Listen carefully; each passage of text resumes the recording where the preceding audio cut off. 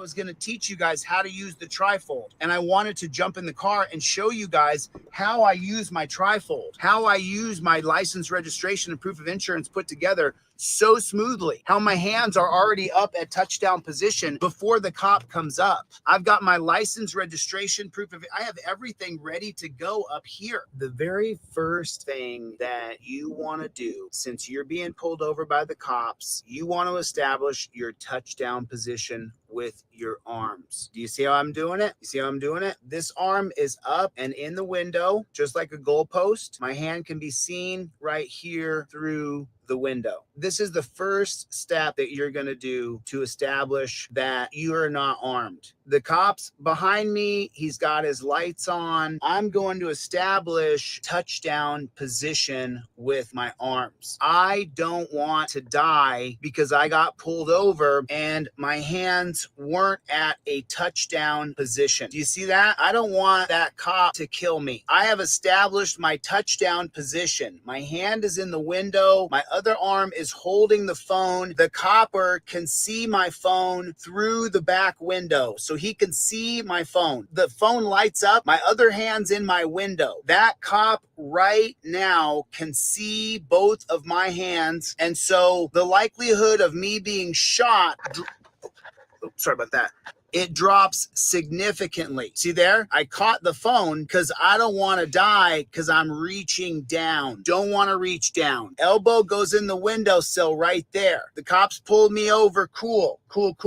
Right here, I've got my license, my registration, and my proof of insurance. I got everything right there. See that? My hands never got to go below the steering wheel. I never have to reach anywhere else. Not at all. I don't got to reach anywhere at any time. This is as far as I got to go right there. That's it. That's as far as I go right there. See there? My hands are up in the air. The cop cannot mistake my hands in the air. This camera phone is a giant light. My other hand is right here. Got my window slightly cracked 3 or 4 inches. My doors are locked. Now, cop is going to want my license, registration, and proof of insurance. I've got it right there. Boom. Right there is everything, including a copy of my identification laser copied. My hands never left below the steering wheel. Do you see how that works? Do you see how that works? Now, he's going to say license, registration, proof of insurance. I'm going to give that to him. There you go. He's got my license, registration, proof of insurance. I've now provided everything I have to provide by law. I gave him my license, my registration, my proof of insurance. I had it ready to go for him because I knew this moment would come, that I would be in the situation with the cop behind me and I would need my license, my registration, and my proof of insurance. If you live in America, you will be getting pulled over. Now, he's going to say to me, do you know how fast you were driving? Do you know why I pulled you over? I pulled you over for NRS code, blah, blah, blah. And I'm going to reply to him as I slide my trifold down from my visor. I invoke my Fifth Amendment right to remain silent. I'm going to show it right to him. I invoke my Fifth Amendment right to remain silent. I'm not going to answer or play that game of, do you know how fast I was going? Do you know why I pulled you over? I'm not here to play that game with you. That's not the game I started my day off doing, and that's not what I'm going to do now. The answer is no. I invoke my Fifth Amendment right to remain silent. If he asks another question, I'll show him the list here. It says right there, don't ask me where I'm coming from. Don't ask me where I've been. Don't ask me where I'm going. Everything I need to provide by law is in the slip below. I got it on delete laws. That's where I got it. I don't have to answer any questions at all. Well, where are you going? I'm going to look right at the camera, not the jackboot, and I'm going to say, I've already invoked my Fifth Amendment right to remain silent. It's right here in writing. It's a clearly established Fifth Amendment from 1793. That's my Fifth Amendment right. I've given him everything he's supposed to get. That's it. That's how I respond. My hands have never gone anywhere but here. Do you see that? I'm not going to get shot. Do you get it? And I got to check that jackboot thug pig who I always have wanted to check, but I didn't really know how to check him just right. By invoking your Fifth Amendment right, he cannot ask you another question. His questioning ability has come to an end. You guys have seen me do it on the DUI stop. When I went through the DUI checkpoint, he said, "Do you have anything to drink tonight?" And I said, "I invoke my Fifth Amendment right to remain silent." And he said, "Have a nice night." You can't question me anymore after I invoke my clearly established Fifth Amendment right. And then you can check that jackboot thug pig. You don't have to put up with that nonsense. You don't got to put up with that. This is how it works. This is how you do it. If I need to hold my arm up, look at this. Look what I'll do. I'll take my armrest right there and I stick my elbow right on it. Do you see how I do that? You see that? Your arms go to a touchdown position. That's how your arms do it. Your arms go to a touchdown position. You see this arm elbow bend right there? Phone's at the top of it. There's the top of the goalpost. There's the other side of the goalpost. Now I've got a touchdown position. Copper can't say I was reaching. Copper can't say nada. I had my license, registration, proof of insurance ready to go for the jackboot thug pig. I had everything ready to go. License, registration, proof of insurance, everything was together on a laminated card. I already laminated it. I took my time to do it because I don't want this jackboot thug pig to have any kind of power over me. I gave you everything I have to give you required by law. Leave me alone at that point. I'm not going to play the game of why'd you pull me over. I'm not going to play the game of do you know how fast I was going. No, no, no, no, no.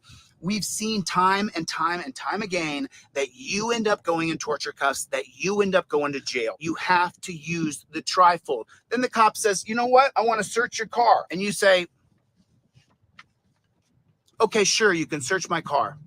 And then you get out of the car. And then you turn around and you pull your trifold out and you say, "You know what? I revoke consent. If I can give consent, then I can revoke consent." And I revoke consent. United States versus Williams, 2018, 1991, Florida versus Gemino. Both say that if I can give consent, I can revoke consent. I revoke consent on camera. Now, from the 1914 case of Weeks called the exclusionary rule, he can no longer search. He has to stop searching. Anything he finds after the search, after you revoke consent, is no longer admissible in a court of law. If you have it on camera, doesn't matter what you have in your car after that point. You gave consent. He took your consent, used your consent. You revoked that consent, and then he searched your car anyway. It's now the exclusionary rule. No longer can he use it. Fruit of the Poisonous Tree from 1961, Matt versus Ohio. He shouldn't have asked for consent because you reinstated your Fourth Amendment right. Because if you can give consent, you can revoke consent. You have to have the trifold on you. You have to have it done properly. This is your position. Copper can't say he's scared. Look at that. You can see both of my limbs. You can see everything. My hand's up here. I have everything rubber banded in to my visor. I've got everything right there. That's how we roll every day when we roll. I never, ever, ever don't have documents and everything ready to go. Why don't you have your insurance, your proof of insurance, and your registration? Why don't you have both of those on a laminated card up in your visor? How come you don't have your registration and your proof of insurance on a laminated card up in your visor? Why don't you have it done? You're gonna get pulled over, Jack. You're gonna get pulled over. And then you're gonna say, "Man, I saw that guy's video. He showed me exactly how to do it. And boy, did I F this up. I had to turn my camera off to get my insurance out. And that's when he popped Johnny in the mouth." Who did? The cop? Yeah. He just hit him in the mouth? Yeah. No, he didn't. Yeah, he did. You got a video of that? Oh man, it was right when I had to turn my phone off to get my insurance. Why don't you have your insurance and registration? Why don't you have it put together? Why don't you have a trifold in your car? It's absolutely ridiculous that you don't have one of these in your car. You get it on deletelaws.com.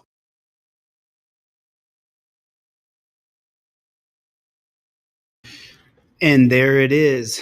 Hey folks, Dr. Mike here for Renaissance Space Station. I'm here to talk to you about a globally pause real quick for topic. There it is. Thanks for pausing for me, Dr. Mike. Can you guys hear me okay? Give me a 5x5. You guys can hear me all right? 5x5. 5x5. Can you hear me okay? Double checking my mic. You know, I don't know about you guys, but happy Thanksgiving. Hope you guys had a happy Thanksgiving. I don't know about you guys, but I actually had to break out. The I had to break out the double XL hoodie. I was wearing XL hoodie, but then I had to break out the double XL hoodie because I was so fat. I I was, Gloria, April, Lawyer Dog, Bill, what is going on, everybody? I was so bloated and nasty after Thanksgiving. I had to break out a double XL. The single XL wouldn't work. I had to break out the double XL. What is going on out there in the land of the unfree America? Everybody do me a favor and hit the like button. I don't know, is Oklahoma Cop Watch in here? Oklahoma Cop Watch, are you in here? Jeff Millman, what is going on, my friend? Oklahoma Cop Watch, are you in here? I'm going to cover Oklahoma Cop Watch's video. And you guys remember, listen, as soon as you guys can, get your orders in for your trifolds and cop cards, because the mail is going to slow down here pretty quick. Get your orders in for your cop cards and your trifolds. Man, I've got a bunch of cop cards and a bunch of trifolds sitting in stock. Oklahoma Cop Watch, I'm going to cover your videos. I'm going to cover your live tonight. If you want, I'll send you a link and you can come on to the show and say hello to everybody. What is going on? Did everybody hit the like button? Put in the comment section, OTVO stands for Overturn Terry versus Ohio. If you want Oklahoma Cop Watch, I can bring you on the live stream, or you can just comment from the comment section. Totally up to you. Jeff Vacone is here. Good to see everybody, man. Dakota Wolf said, could I buy the one you had on the hoodie, the XL, please? I need one. I have one XL left. You can buy it from me, but it's used. I've worn it for like 4 months. If you want that one, you just got to hit me up. Hit me up. Shoot me an email, Dakota Wolf. Let me get an invite button here. I'm going to invite Oklahoma Cop Watch on to the program, because I'm going to actually send this over to Oklahoma Cop Watch. Here is that link for OK Cop Watch. There you go, Oklahoma Cop Watch. So I'm going to cover your video right now. We're going to watch it. And then the people can jump in and say some stuff. And let me shoot this over to you. I will start your video right now. Now, if you guys are not familiar, Oklahoma Cop Watch, I just saw you in the comment section. I will put your comment up on the screen. He said he's doing roofing Christmas section. I'll let you know when I'm done with this. Okay, we'll bring you on. I'm having a funny hair day today, huh? Whatever. So how are you guys doing? Anybody else feeling just blah, blah, blah, blah, blah? I'm so bloated and chunky. What's the matter, you? What is going on? What is going on? I'm shooting this over right now to Oklahoma Cop Watch. Chuck Bronson, always good to see you. Gloria, what is going on? Let's see, Kami. I don't think so. I disagree with you strongly. I think that Trump is going to ruin this country. That's what I think. I mean, I hope not. I mean, I root for America. I'm on America's side, but I think he's going to turn this place into World War III right here in the United States of America. I want to show you guys this. All right. So who's here? Chuck Bronson is here. RH is here. What is going on? Robert Moore is here. Chris Allen is here. What is going on? Joel Juffus, what's going on? I got your email. Bill and Jeff, of course, are here. Can everybody do me a favor? Put a 1 in the comment section. If you are here and you are present, can you put a 1 in the comment section just real fast? There, that is right there. We are going to watch Oklahoma Cop Watch's pullover. And remember, I'm a moderator for Oklahoma Cop Watch, and I don't moderate for very many people, but when I do watch some people online, I want to see them filming cops. That's what I want to see. And Oklahoma Cop Watch, Modern Retro Radio, what's going on, man? How you doing? Oklahoma Cop Watch goes out and films cops. When you film cops, from my perspective, you just film the cop. No matter where they go or what they do, you film the cop. So he sent me a video of him being pulled over the other day. And I just want to show you, and this is, look, Oklahoma Cop Watch is a young dude who's new to auditing. Steve Conkler is here. What's going on, Conkler? Nobody is perfect. And so we're going to watch him get pulled over, and we're going to go over a few things. I put up some sound stuff around here. Are you still getting a bad echo?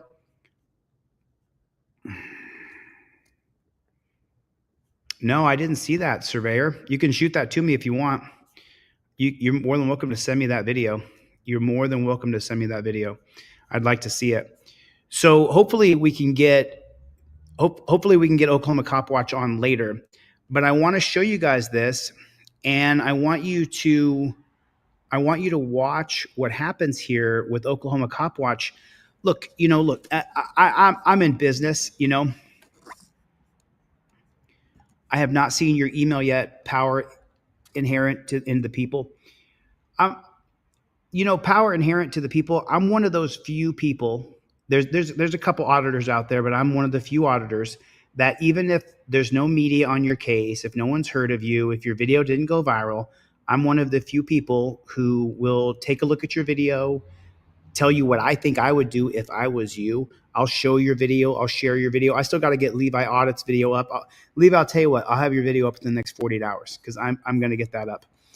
And, but yeah, power inherent to the people. I'm one of those folks that I will help you because I feel like it's in my nature to help people. So yeah, I would love to. Yeah, I know it, Chuck. It's because I'm in this great big studio down here close to downtown LA. I'm in this great big studio and there's a lot of space. Chuck, this is where I want to shoot some things with you if you can ever make it back. But all right, so let's get it. So this is the part of the video here where I want to explain to you guys the importance of having the Fifth Amendment. Now look, if you don't want to buy my product, that's fine. You don't have to buy my product. You can write down on a piece of paper, I invoke my Fifth Amendment right to remain silent. You can copy everything I said here. You could print up your own piece of paper. You don't have to buy mine from me. I appreciate your business. If you can afford it, thanks a lot. The point is, though, when you interact with the police, this camera points at their face, and this right here goes in your hand. So you're always referencing, I invoke my Fifth Amendment right to remain silent. I invoke my Fifth Amendment right to remain silent. Oklahoma Cop Watcher is a very prolific auditor, films at least 4 or 5 nights, maybe 6 nights a week, 7 nights a week if you can. They're in Oklahoma. Good dude, good person. We've talked on the phone a few times. I've coached him the best I can. And so I want you to watch how important it is to have the piece of paper in your hand that says, I invoke my Fifth Amendment right to remain silent. It says so right there. It says right there, I invoke my Fifth Amendment right to remain silent. And those are the words that you say. And this is the reason why I created this trifold. Oh shit. Oh my god, they hit it right on his fucking face. Give me a second. Here, take it, put it up. Hurry. I'm gonna have this out before they come up. Well, they all pulled me over, everybody. Yep, they all pulled me over. Now, remember, they're not just pulling over Oklahoma Cop Watch.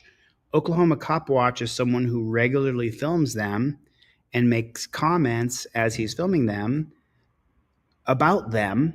And so they've watched his videos, and they're not going to like him from the things that he said, which is understandable. They don't like me either. Rebel Studios. Hi. Oh, sir, I put you back to the hotel. Yep. I'm roll it down a little more. What'd you say? Roll it down a little more. What's up? Why'd you pull me over? A couple reasons. So, one, your sunglasses are on. Listen. Okay, so I got to stop it right here. If you start asking the cop, why did you pull me over? Then you're giving him the power. Follow me, because, I've wrestled my whole life since I was 7 years old. I've been on a wrestling match. For every move, there's a counter. For every snap, there's a drag. For every drag, there's a counter. For every go behind, there's a spin. In wrestling, there's always a counter to everything someone else is doing to you. So these cops have pulled him over. You don't want to say, why did you pull me over? You absolutely don't want to say those words. You want to have now, if you don't want to put it in a laminated card so it's all put together real nice like this, you don't have to. But this is what you want to do. You want to have your license, registration, proof of insurance put together. And when that copper walks up to you, so the first thing he says is, can you step outside so I can talk to you? And he ignored him, which was smart. I'm gonna roll it down a little more. What'd you say? And then he said, what's going on here? Roll it down a little more. What's up? Why'd you pull me over? Okay. Now you've just given up all your power. Whereas if you have your license, registration, proof of insurance ready to go, you can say, here you go, license, here's everything you need provided by law. Now you retain your power. You're not giving your power to someone else for them to tell you how it is. You're going to get a ticket anyway. Especially Oklahoma Cop Watch. They don't like you. They're going to ticket you. If they can, oh yeah. So you don't want to give them the power of saying, why did you pull me over? If you say to the cop, why did you pull me over? Now I'm the cop. I got all the power. Why did I pull you over? Well, I pulled you over because of this, and I pulled you over because of that. And now I'm going to ask you, give me your license, registration, and proof of insurance. Now I'm the one doing the demanding as the cop. Whereas if the cop comes up to you and you put your window halfway down, you say, here's my license, registration, and proof of insurance. There it is right there. Now you've given him everything you have to give him provided by the law.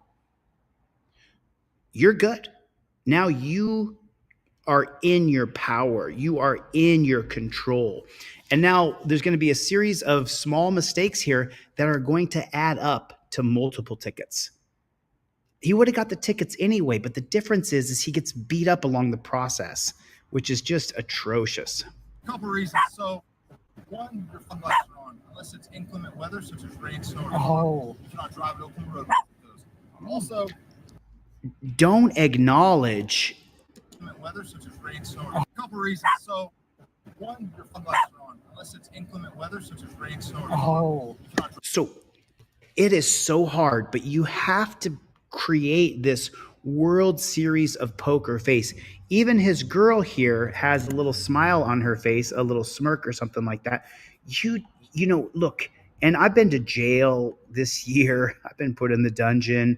I've been put in torture cuffs dozens of times. You guys have seen me put in torture cuffs at least a half a dozen times, that just on camera the last couple of years. When the cop says, we got your fog lights on and you can't have, you don't want to go, oh, well, you got your fog lights on. Hey, where are you heading? Flat. You don't want to give him anything. You don't want to give him anything that's going to incriminate you in any way. Drive at Oklahoma Road with those.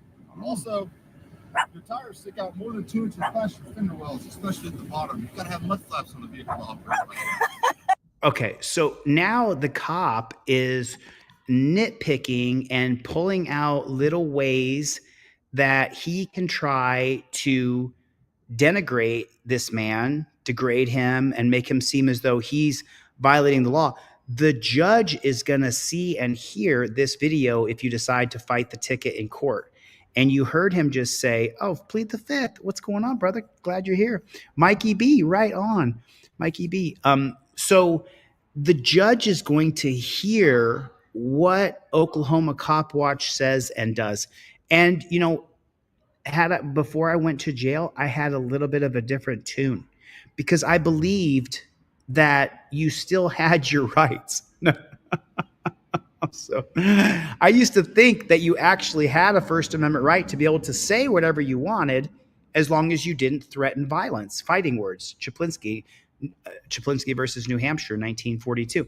So I figured that you would be able to say what you wanted to say, even in court, and you wouldn't get in trouble for it. That's not true at all.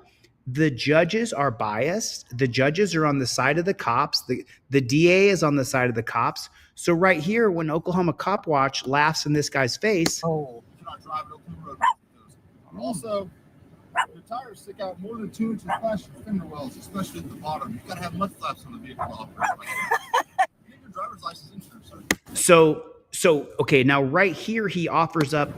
Right there. Thank There you go, very Dick. much. So then he said, here you go, Dick. Put a 1 in the chat if you think cops are dicks. Put a 1. I just want to see something. If you think cops are dicks, just generally think cops are dicks, put a 1 in the chat. There's a 1 for me. Put a 2 in the chat if you think cops are great. Okay. So before I went to jail, I would have said, and I just got out of jail July 11th. Before I went to jail, I would have said that you have every right to call the cop a filthy, dirty prick. And you do. I'm not saying it's not your right.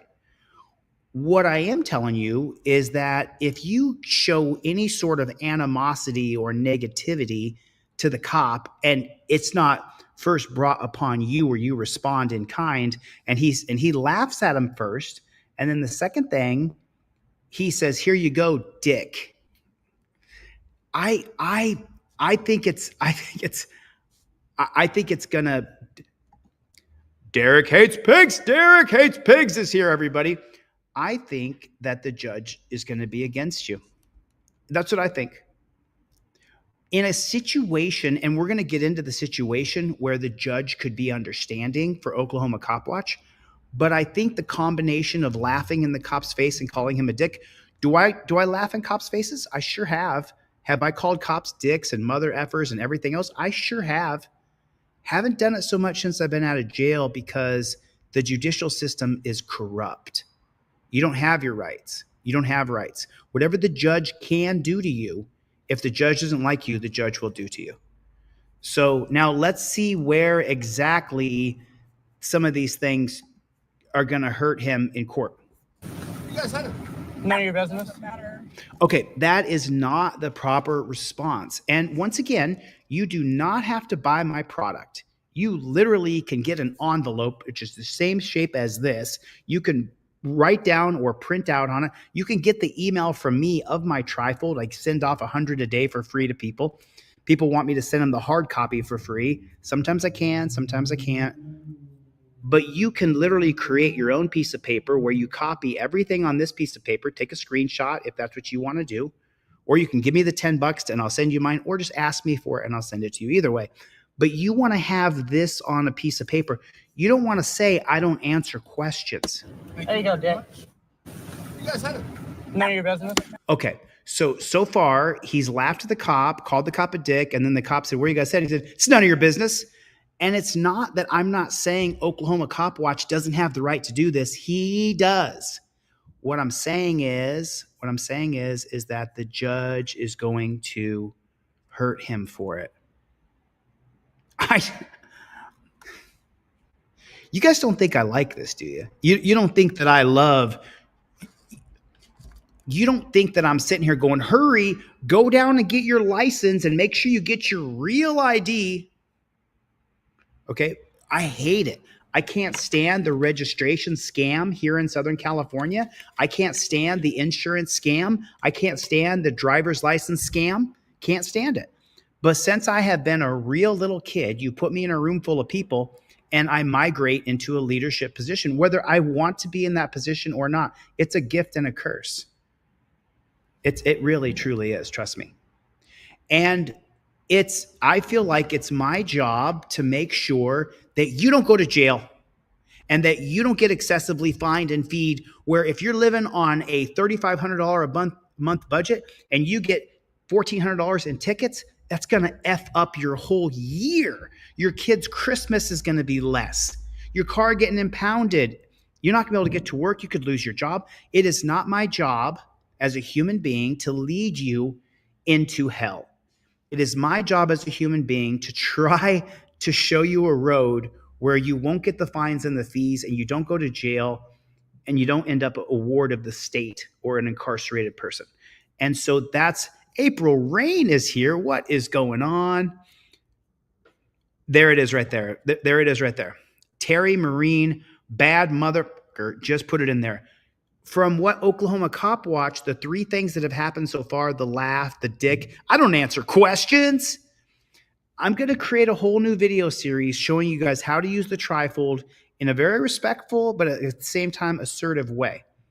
When I watch my videos before I went to jail and I'm teaching people that, I literally cringe because I think to myself, you might be able to get away with that, but are you showing other people how to go to jail? Because they might not be able to get away with what I can get away with. Also, in person, we all have different personal power, personal levels of charisma and interaction with others, alpha, beta, all kinds of weird shit happens when you interact with people one-on-one or a small group of people. I might be able to get away with telling that cop, go suck an egg, you dirty kite flyer. I might be able to get away with that, but you might not be able to get away with that. And if I sit here and tell you, hey, motherfucker, here's my license registration, write your ticket. I might be leading you wrong. And that's why I cringe, because I did that 4 months in jail. And I don't want any of you, to go to jail. Scoob Livestream said, Enna's tried to clown when Chili got locked up, but that just made me respect bruh even more. Thank you, my friend. I'm doing the best I can with what I've got. So if I'm just going to reiterate the last point here, right here. Right there. There you go, Dick. You guys had it. None of your business. Okay. So, and believe me, I really like Oklahoma Cop Watch. Ask him. I'm a moderator. I spent hours and hours on his channels moderating for him. I really like the guy. I got nothing against him. He's a cool kid. He's a cool young man. But that's not how you respond when a cop asks you, hey, where are you heading? The way you respond is, officer, I'm going to invoke my Fifth Amendment right to remain silent. I'm going to show you it on a piece of paper right here, and I'm going to film that piece of paper so it's perfectly clear to you that I don't want any questions from you, because that violates my Fifth Amendment right. I invoke my Fifth Amendment right to remain silent. Thank you. That's how you do it, so you don't end up in the torture cuffs. I'm not saying it's right. I'm not saying, ooh, I love this. I'm saying this is how I can properly guide you to not be walked into torture cuffs. Why are you guys so abrasive? Well, because we were just. Well, y'all just had prior restraint, violated my rights. I'm That's sorry, why sir. What'd you say? you got violated my rights back there when I was recording your traffic stop. Okay, what's that in your lap? That is for my phone. It's a gimbal. Do you have any weapons? Okay, so every step here so far has given the power to the cop.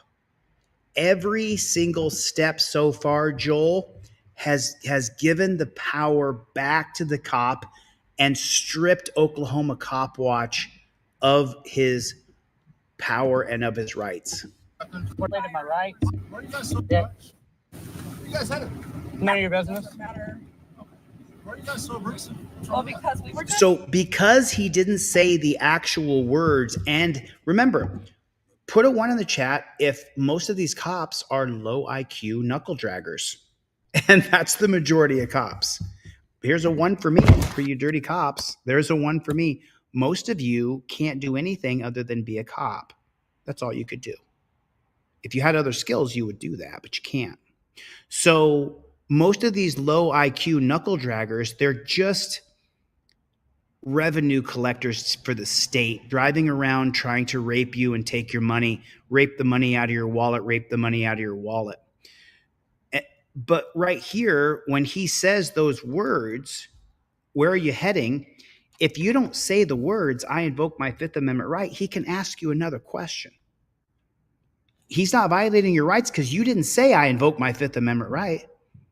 You didn't say that. You said I don't answer questions. You didn't say I invoke my rights. There is a huge difference. I've talked about my jail tonight. I was in jail for 4 months, right? What saved me? The fact that I told the cop I was a member of the press, and that when he said to back up, I did back up a couple feet. I didn't back up a lot, but I backed up a couple feet. So I informed him of my right to be the press. I informed him I am a constitutional law scholar. I'm a member of the press. I have a right to be here. The second thing I did is I backed up. I followed his unlawful commands. Now, to you and I, we both know that it's an unlawful command for him to tell me to back up, especially when I'm outside of the 10-foot range. What did the judge do, though? The judge then bought some bullshit. There's a 21-foot rule. There's no 21-foot rule in any state in the country. The 25-foot law in Nevada was just struck down with an injunction by a federal judge. So you have to say the actual magic words. I invoke my Fifth Amendment right to remain silent. I'm going to show you the actual case law on that. Give me 1 second. Well, y'all just had prior restraint, violated my rights. I'm That's sorry, why sir. What'd you say? you got violated my rights back there when I was recording your traffic stop. Okay, what's that in your lap? That is for my phone. It's a gimbal. Do you have any weapons or firearms or anything like that? I don't answer questions. Okay, go ahead and step out of the vehicle, sir. What's your reason? Are you afraid? Oh, that's illegal right That's there. illegal right there. That's unlawful search and seizure. Oh, you're gonna handcuff me, okay? Knives or weapons on him? I don't have any weapons on me. And no weapons? No. Mind if I pat you down? You got to hold your No, bag you're closed. good, man. Okay. Here, put your phone down right there. You can let it record, though. Hands on top of your head. Record for you if you want. There you go. Now watch what this cop does. Look at that. Look at that.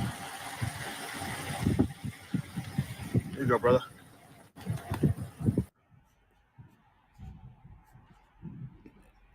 Not a bad human being. Look at this guy. He picks up his phone. He turned the camera around so that he could put his face on there. So, okay. So here's the thing right here. This would be an unlawful detainment. And he would have an actionable claim for an unlawful detainment. And it is an unlawful detainment. He could have, it's, the problem though is the judge. You're going to get in front of the judge and the judge is going to say, you laughed in his face, you called him a dick. And then he asked you a basic polite question and you said, I'm not answering questions. And so the judge is not going to respect your rights. The judge is not going to respect his rights. And then they took away his phone, which is his first. He never claimed his First Amendment right. He never said on your driver card for the cop card right here, the first two steps, the first step on the driver card, cop cited or citing. I'm right over here. You see where it says cop cited, citing? Start filming and state, I invoke my First Amendment right. Turner versus Driver, Philip Turner from the Batasow channel here on YouTube. That's Turner versus Driver. Number 2, cop approaches and states alleged infraction or requests your documents. While filming, give cop all required legal docs and state, I invoke my Fifth Amendment right. Oklahoma Cop Watch didn't invoke his First or his Fifth. I'm just showing you the video here. And now, because he didn't follow a very rigid set of policies, procedures, and protocols for himself, they're cuffing him up. Now, would they do this to him anyway? There's a chance. Ask Lawyer Dog. BZ Watchdog can tell you. Might they cuff him up and abuse him anyway? What I am trying to show y'all is how to be able to get retribution in court. You guys have seen me lose in court. Listen, I didn't win in wrestling until I was a freshman in high school. I lost those first 7 years of my life. I lost constantly. Just like in court, the first couple of years I was here, I've lost. We finally got a summary judgment in Las Vegas. I finally got a summary judgment here in California against individual people that I'm suing.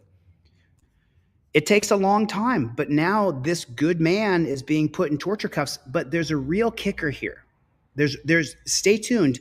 There's a real kicker where he could find a way to beat one of these tickets with the judge, but some of the things he said might hurt him a little bit. Let's see. What a douchebag. Here you go, brother.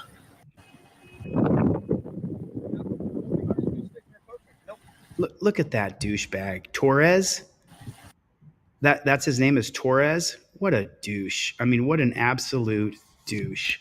Really, picking up the guy's phone and putting his mug into it. Here you go, brother.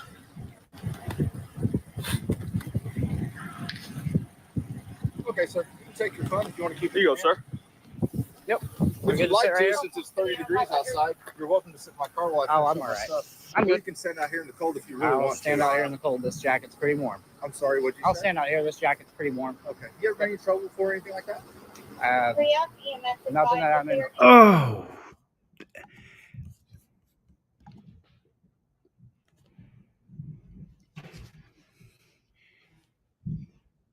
You invoke your Fifth Amendment right. And like I said, you don't have to buy my product. If you can afford it and you want to have one of my trifolds, thanks for buying the product. It supports me, it supports you. The reason you hold the Fifth Amendment in your hand the whole time that you're dealing with the copper is because now he comes up and now he's been pulled out of his car. He's disoriented. How many people get pulled over 20 times a year? Nobody. We get pulled over a couple times a year, all of us. Some people go years without being pulled over. You're not used to being pulled over. Put a 1 in the chat if that's a fact. How many cars do you buy every year? 0. You buy a car once every couple years, every 5 years. You buy a car every 3 years. You trade your lease in. You're not used to being pulled over. Yeah. Oh, here Oklahoma Cop Watch is listening. Oklahoma Cop Watch, I hope I'm being respectful towards you because I like you, man, and I'm glad that we become friends this year.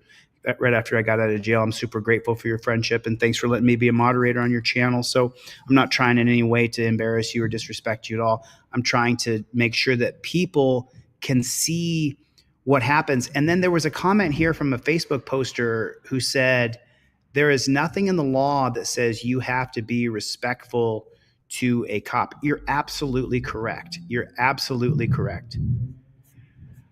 You don't. The judge might put you in jail, though.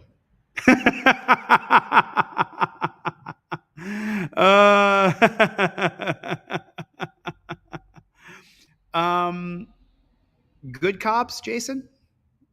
You mean the ones where they cherry picked the different scenes and they took little slivers of the body camera and took out all the snipey comments that cops make to people all the time?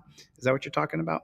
So it's thanks, Oklahoma Cop Watch. I just want people, because I know I have a lot of character and I'm a big personality. And so, I just don't want you to think I'm being mean to you or anything. There it is right there. You don't have to be respectful to police. And believe me, I got 3 years of videos showing that I have not been respectful to cops. I got 4 months in the dungeon for calling a cop a pig in a courtroom. That's why I went to jail.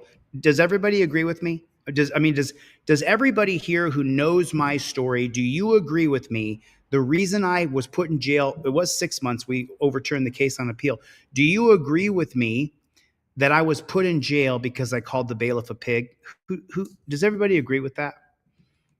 Or do you think that someone without a criminal record and charged with obstruction for filming a cop usually goes to jail?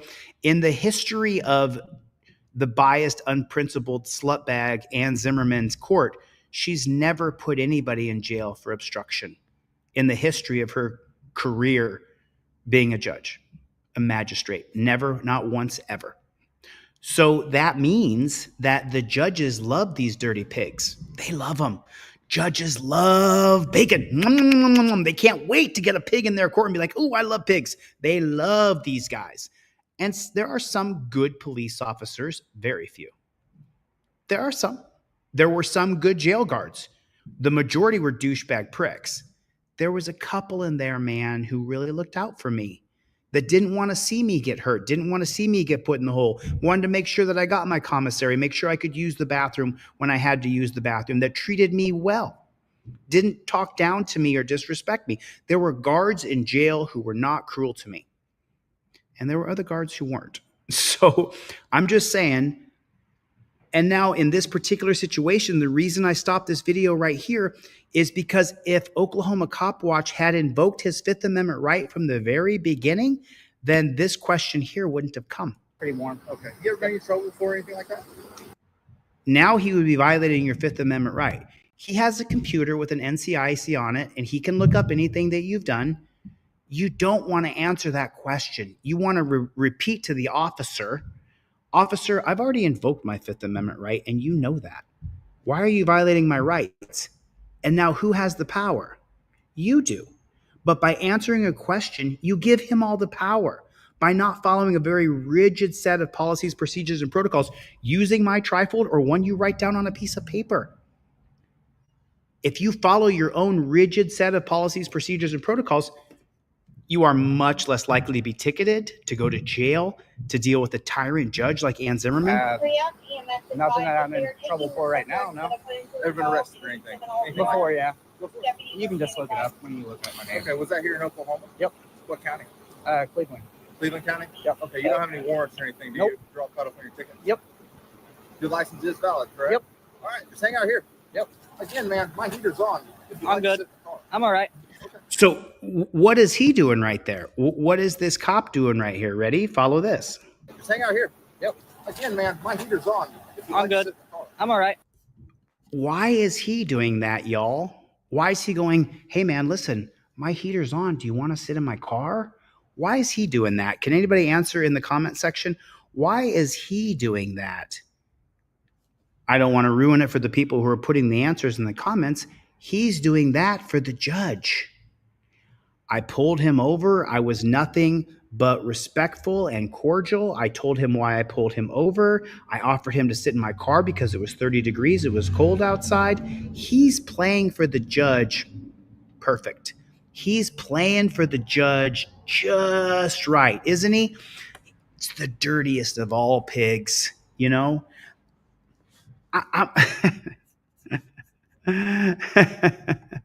So I am learning that life and you figure I would have learned this by now, but I'm learning that life is far more chess than it is checkers. It's far more chess. And this cop right here, man, he's playing it up perfect for the judge. He's playing it up perfect. Like right to, here? since it's 30 degrees outside, you're welcome to sit in my car while I Oh, finish I'm my all right. stuff. So there it is right there. Yep. Would you good to sit like right to, here? since it's 30 degrees outside, you're welcome to sit in my car while I Oh, finish I'm my all right. stuff. And then if you get in the car, he's going to ask you question after question after question. You can stand out here in the cold if you really I'll want stand to. out here in the cold. This jacket's pretty warm. I'm sorry, what'd you I'll say? stand out here. This jacket's pretty warm. Okay. You ever been in trouble for anything like that? He didn't have the trifold in his hand, so he hadn't already stated several times, I invoked my Fifth Amendment right. He just got into the ebb and the flow with another human being, and human beings are we acquiesce very nicely with other people, other humans. People are the most wonderful beast on earth, and we're also the most sadistic and savage. Nothing that I'm in trouble for right now, no. Ever been arrested or anything? Before, yeah. You can just look it up when you look at my name. Okay, was that here in Oklahoma? Yep. What county? Cleveland. Cleveland County? Yep. Okay, you don't have any warrants or anything, do Nope. you? You're all caught up on your ticket? Yep. Your license is valid, correct? Yep. All right, just hang out here. Yep. Again, man, my heater's on. So, I mean, but I'm not sure if you guys are catching this, but it's just driving me nuts. It's a question after a question after a question after a question. And Oklahoma Cop Watch is a really nice young man who just films cops. That's what he does. And he gets into the flow that the cop did because he didn't keep that poker face. I'm going to get pulled over. You're bound to get pulled over. And the next time I get pulled over, I'll show you guys a position from a non-activist who got pulled over by a cop. And I will play it like I'm really low IQ, like I'm 65 or 70 IQ, and that I love cops and that I just want to get through this without getting a ticket. I'll play it up for you guys. But there's so many questions that are asked and answered here, and that gives them the fodder that they need to slip you up, which is what they've done to him here. They've slipped him up, and he's a little disoriented. I'm good. I'm all right. Okay. Assholes. I'm sorry, what'd you say? And there it is again. The judge is going to be against you. I'm so torn in half. I literally wish I could pull my heart out right now and just tear my heart in half and show you guys I'm tore in half. My heart is ripped in two. I can't stand half of these dirty jackboot thug pig cops. And I want to tell them to go suck an egg. I want to tell them to go fly a kite, pound sand, have a ham sandwich. The problem is that we're seeing from Press with Rancor, from Denver Metro Audits, from Craig Hendry, from James Freeman, from Honor Your Oath. It doesn't matter who you are or how the approach goes in the street until you get to court. Once you get to court, if you did it right, not your rights. If you did it how the court wants you to do it, where you're respectful, you're kind, you're cordial, you're patient, you're not visually stimulated. You know, when you're not like that there's a chance that you can win. I'm not saying it's going to be fair. I'm just saying there's a chance you could win. So I don't want you to call the cops names as I have done. I'm sitting here because I have 3,000 videos and you guys have seen me tear cops apart with my verbal judo. And I don't want you to get in the same dungeon that I was thrown in because you get some pissy piece of shit subhuman being like Ann Zimmerman who goes home and sleeps like a baby, old dog jaw, after she locks you in a cage for months and months on end, and you're losing your business and your life and your social standing, and people then are going to call you names and say, oh, you're such a coward and you're this and you're that. Talking to my phone. You have to say it louder. I'm on my phone. Look, we got 1, 2, 3 of them for sure, possibly a fourth. Pull me over for my tires being too wide without mud flaps and everything else. I'm gonna block my camera again.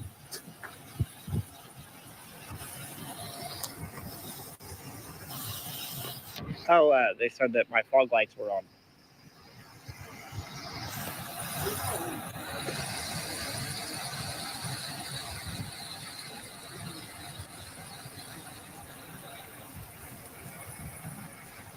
From the state troopers for you.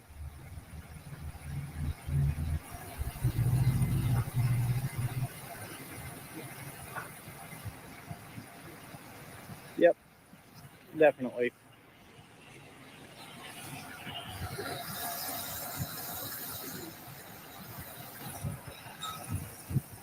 Yeah, I can't see anything either.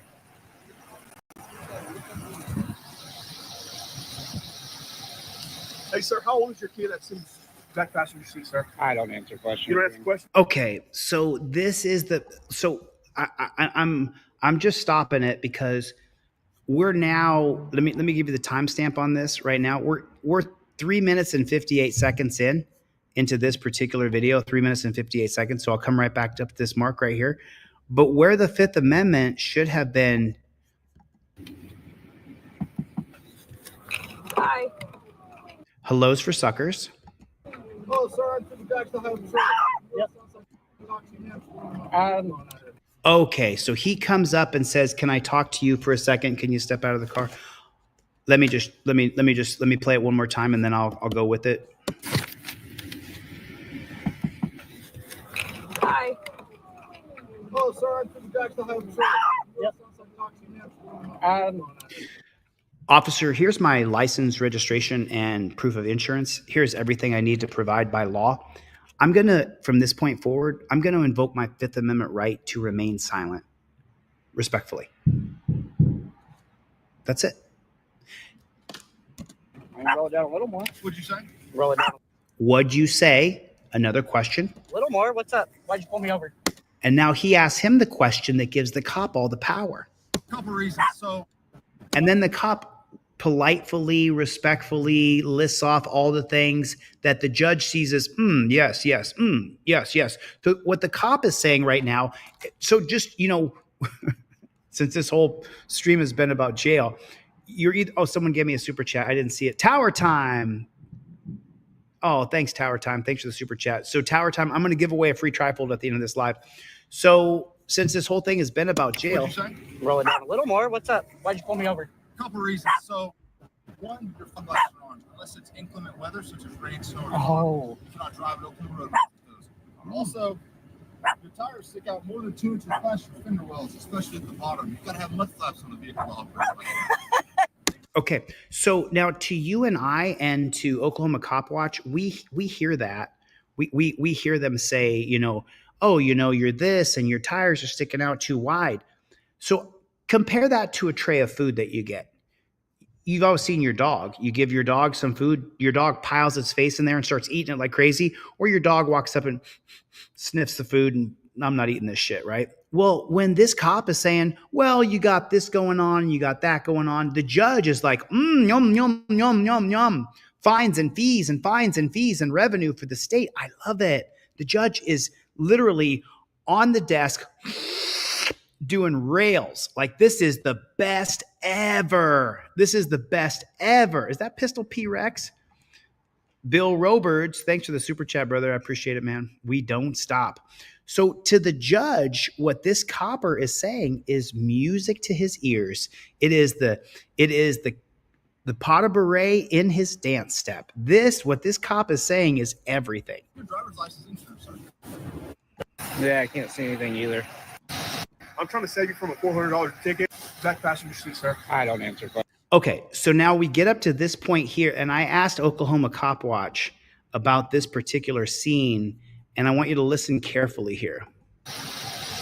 Hey, sir, how old is your kid that's in back passenger seat, sir? Okay, so he walks up and says, how old is your kid in your back passenger seat who's not in his car seat? I don't answer questions. You don't answer And then he had not invoked his First Amendment right at 18 seconds in where it started.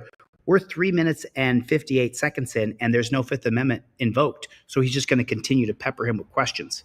questions. Okay, I'm trying to save you from a $400 ticket for not having the child seat.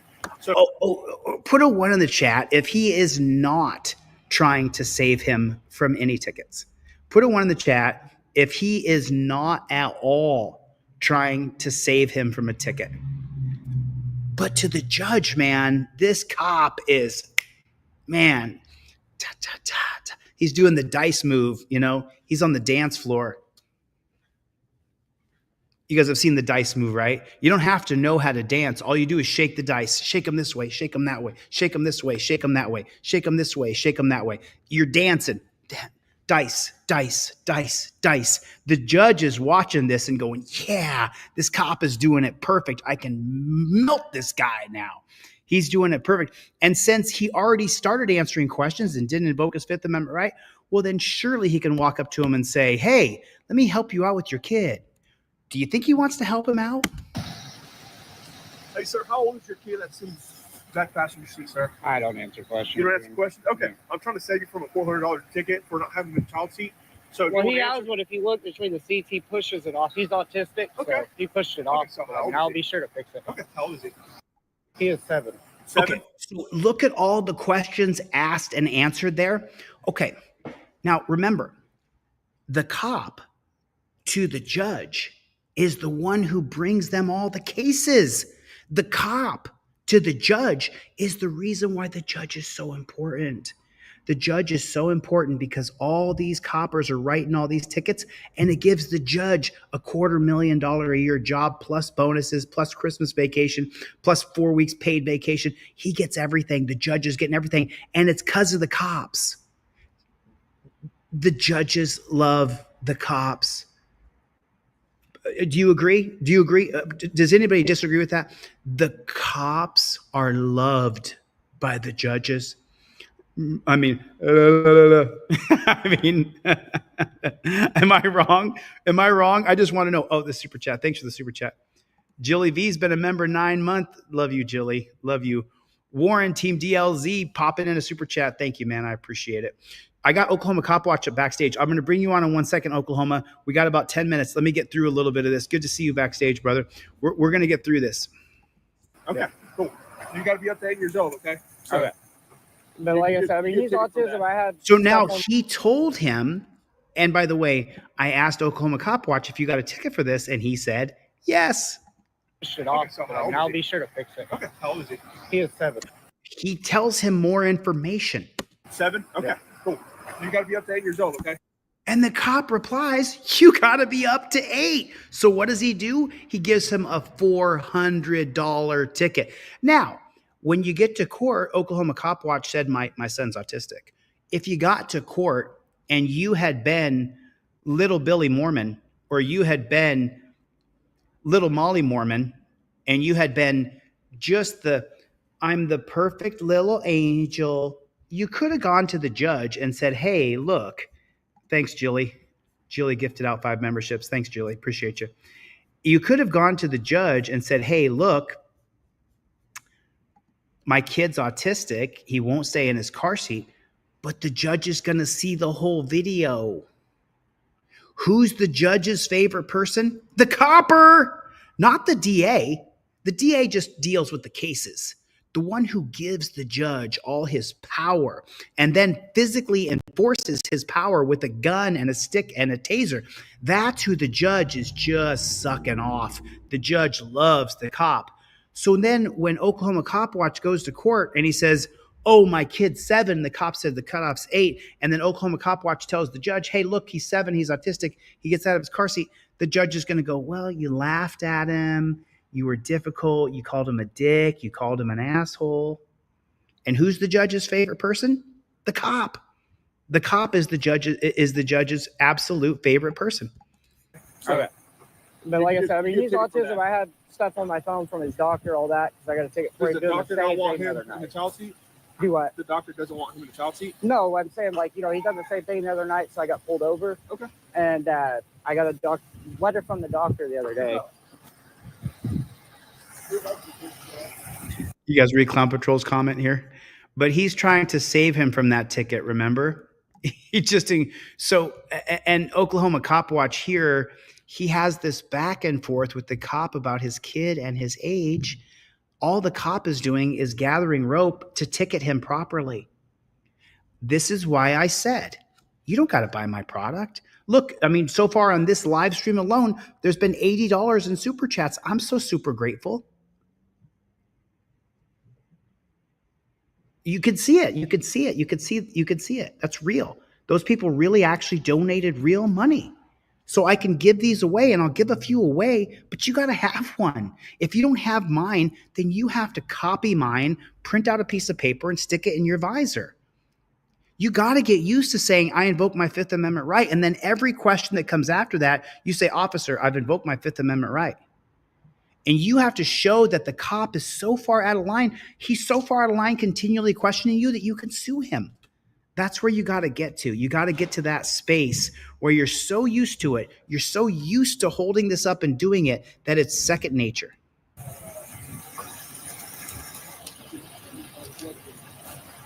Yeah, I hate their lights too.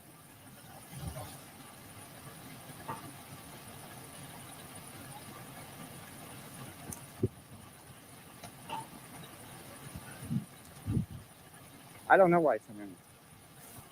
It's cold though, yo. Yeah, stockyards.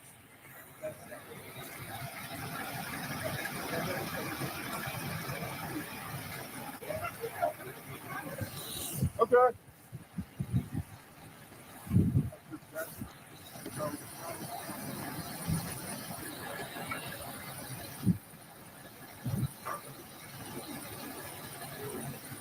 Oh, I know. I already know. Oh, yeah. They hate you, bro. You film them all the time. I think that's what the comments are saying on the... Well, let's just see what the comments are saying. We're at 5:25 here. Let me refresh this bad chicken. I'd like to zip up my jacket, but I'm afraid they'll say I was reaching for something. So he's saying in the comment section over here, if you can see, he says they are fixing to hit you with the fines. That's what they're talking about. Oh, I'll make sure to fight them for sure.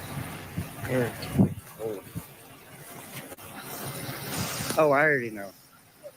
I already know, y'all. It's a retaliatory stop is what it is. So right before this, Oklahoma Cop Watch was filming cops, and they had put a light in his camera lens. Soy Leo. Now, for those of y'all that know, I have an autistic son. He don't like seatbelts. He is in a seatbelt, but he has a booster seat that he pushed off this seat. Literally just a second ago. I didn't notice it until I pulled out of there. When I was looking back to see where the cops were, because I seen them coming, I looked back and seen his fucking push his booster seat off the seat. So Let me answer this question for Wayne. Can you guys all see that on the screen there? Wayne Sherrist wrote a question. He said, such liars. I hate cops. How in the hell did we ever get here with all these oink oinks? All these pigs is what he was saying. I think that's what you were saying, right? You were saying they're pigs. I'm just making sure. I don't want to call them pigs myself. So Let me explain it to you so that you understand, Wayne. If you don't have my poster, it has all of the cases, not all the cases, but we got about 50 cases on there. And I identify as a conservative liberal, or as a classical liberal, or as a liberal conservative, I guess you would say. I have a shotgun here to protect myself. I'm not allowed to have handguns in Los Angeles. So I do have a long rifle and I have a shotgun to protect myself. So, the liberals won't have me. I'm going to apply for my CCW here in California. I'm going off track here. How did we ever get here with these cops? Well, the laws and the rules were created for Black people. Go back. 1865, 13th Amendment, 1868, 14th Amendment, 1870, 15th Amendment, 1873, Cruikshank happens. Cruikshank versus United States. Bill Cruikshank slaughters 150 Black guys. And so the Supreme Court then rules that the 14th Amendment can be very narrowly interpreted. And so we have created a systemically racist, institutionally racist government where we created all these laws and policies at the Supreme Court level that were only intended for Black people. They weren't intended for whites at all. The most obvious of all of those is Terry versus Ohio, that was created so cops could run up and grab Black people and pat them down for their safety. The obvious one for your Second Amendment, besides Cruikshank versus United States, which was tried in 1876 but happened in 1873, those cases were specifically where they stripped your gun rights. Cruikshank from 1876 carries over into the 1911 Sullivan Act, where we created laws for Black people with guns, but not white people with guns. And I don't love telling you this because I told you I'm a fairly conservative person as far as politically. I didn't vote for Trump. I wouldn't. I voted for third party. I wouldn't vote for Kamala. So I'm just telling you, the reason we're here is because laws were created for Black people that when they ran out of poor Blacks and middle-class Blacks to lock up, you're next. You're next. They have these laws on the books, and now they're going middle-class white people. And that's why these channels are so popular. 10, 15 years ago when I made a video, 10, 15 years ago, the AAO accountability, the Authority Accountability Office is what I called it 10 or 15 years ago. I made the video. It was all hate in the comments saying, why don't you support the police? Why don't you support the police? Now that middle class white folks in Utah are getting arrested, it's starting to change. And now that there's cameras on all these dirty cops, they're starting to get arrested and charged with murder and rape and everything else that they actually do to people. And now we have to change their policies, procedures, and protocols. God, it is freezing. I have 3 kids, 2 are autistic.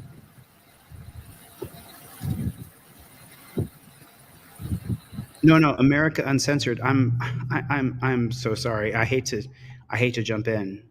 And welcome. I'm glad you're here, America Uncensored. I certainly don't want to turn you off or push you away, but you couldn't be any more wrong. You're completely wrong. He wrote, laws were created for all citizens. They want all of our rights, period. No, that's not true. What's the most obvious? The 1926 case of Corrigan versus Buckley.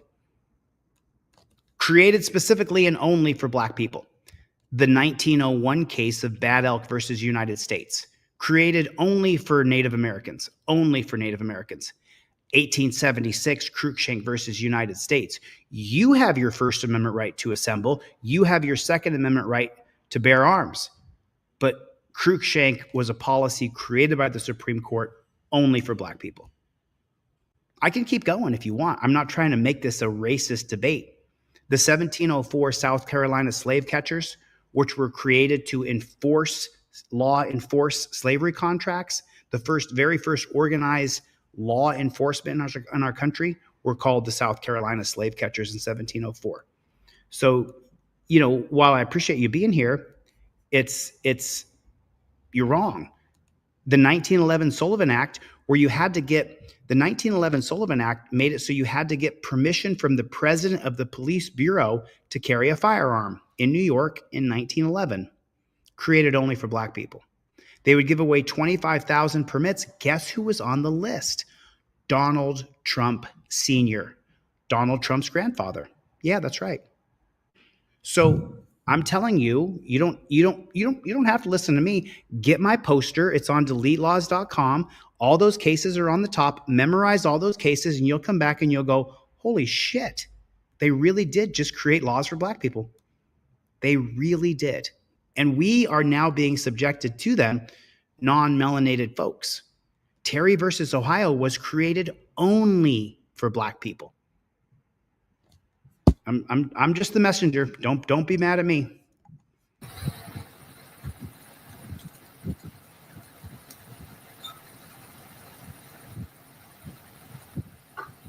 Yeah, that sucks. That sucks.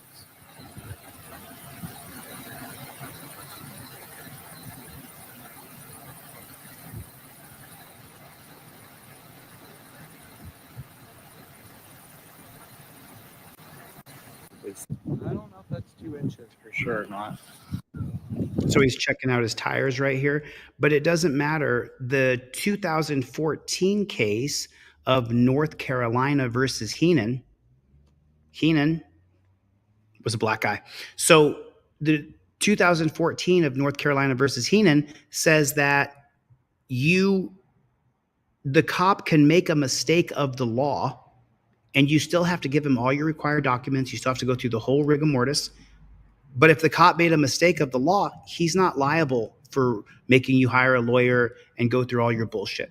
So the cop can be mistaken here about it being 2 inches or 4 inches or 6 inches or no inches, ticket you go to court, and the judge goes, oh, it has to be 4 inches, and dismiss the ticket, and you have no recourse because of the 2014 case of North Carolina versus Heenan. I don't know if that's 2 inches for sure or not. Never been pulled over for it before. Not by Norman, Moore, or anybody. Not even OHP. Brent, that's because Canada copied America. But when you stop to record them, then they want to do a retaliatory stop, and they'll find any reason they can to pull you over.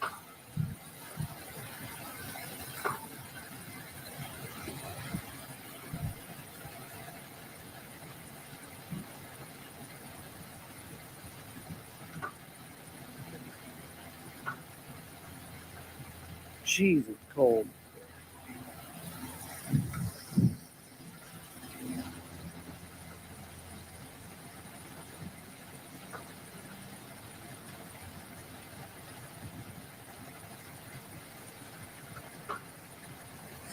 Make sure y'all double tap that screen to hit the like button. Hit the like button, everybody.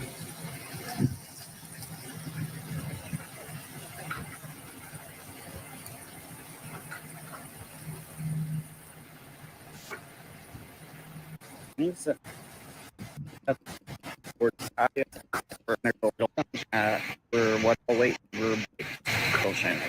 Yeah, if you don't mind. Yep. Hey, sir, you want to call in to complain? Yep. You want to talk to the supervisor? Yeah, if you don't mind.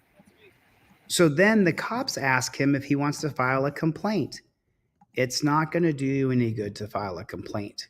They did it all just right for the judge to snort the rail of injustice. They love it. They love it. The judge was going to love every second of this.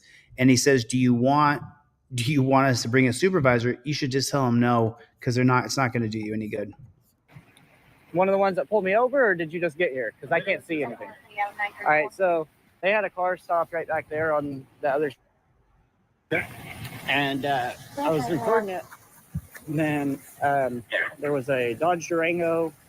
And I'm not sure what one of these 2 or 3, whatever. It was a Dodge Charger. They all shine their spotlights over on me, like blocking my camera and stuff. This was prior restraint. And then right after they left there and I pull out here, they pulled me over for my fog lights, tires being too wide, mud flaps. Yeah. Well, your car sounded quick with mud flaps, and you had your fog lights on because I saw it. Well, yeah. So What's the problem? Well, first off, I mean, I feel like it's a retaliatory stop because Retaliatory? Yeah. Were you violating state statute? Okay, so that's going to be the 2019 case of Bartlett versus Nibs out of Alaska. The 2019 case of, is it Nibs versus Bartlett or Bartlett versus Nibs? I can't remember. But the point is that it's not a retaliatory stop if the cop has probable cause to stop you. And then at the same time, if you're engaged in a police protest, Bartlett versus Nibs, and the cops arrest you for jaywalking, that is a retaliatory arrest. But this wouldn't be a retaliatory stop because the cop had probable cause. That's the 2019 case of Bartlett versus Nibs, Neives. no, I'm saying like they retaliated against me for filming their traffic stop is what I'm saying. If you're violating the law, we enforce it the same no matter what. We were Okay. enforcing the law in that traffic stop. Right. No, you don't enforce the law the same no matter what. You're biased and unprincipled against people who film you. Right? We observed this car on a public access roadway, and now we're enforcing the law here. Right. So how is that retaliatory? Well, because if I wouldn't have stopped to record y'all probably would have pulled me over, right? Well, we were busy with the person who was, a wanted felon. Okay. So And there it is, a wanted felon. We're at 1223 on this video right here. This is the 2019 case of Nibs versus Bartlett. I'm going to skip all the reading of the stuff here. But guess what? It was a unanimous decision minus the best Supreme Court justice we have, Sonia Sotomayor. So to prevail on a First Amendment retaliatory arrest claim, which is what he's saying this is exactly in this video, the plaintiff must show that the official acted with a retaliatory motive and that the motive was before cause of the plaintiff's injury, but for. The court looked analogous situations to determine how to identify whether improper motive caused the injury, the torts of the false imprisonment and the malicious prosecution, so he wasn't arrested, so there's no damages.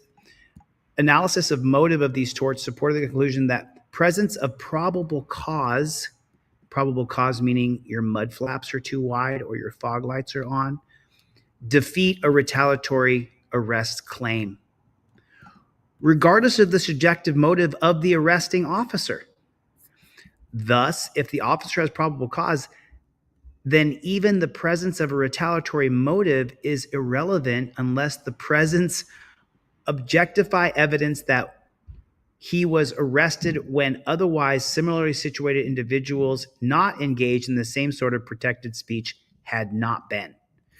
So, I mean, you can read it plain as day yourself. I don't need to sit here and teach you guys what words mean, but it says right here, supports the conclusion that the presence of probable cause defeats a retaliatory arrest claim.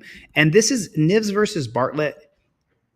If you want to sit down with Noah Feldman at Harvard or Ian Millhiser, who's the author of Injustices and a couple other books, they may be able to answer it better than I can because they're far, far deeper scholars than I am. I'm just, Bree, you're back. Good to see you. But this right here, Nibs versus Bartlett, says plain as day that if there's probable cause, then it's not a retaliatory stop.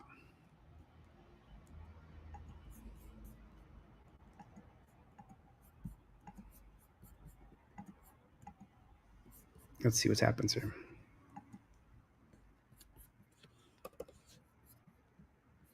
Not sure what happened to the volume right there. If I wouldn't have stopped to record y'all probably wouldn't have pulled me over, right?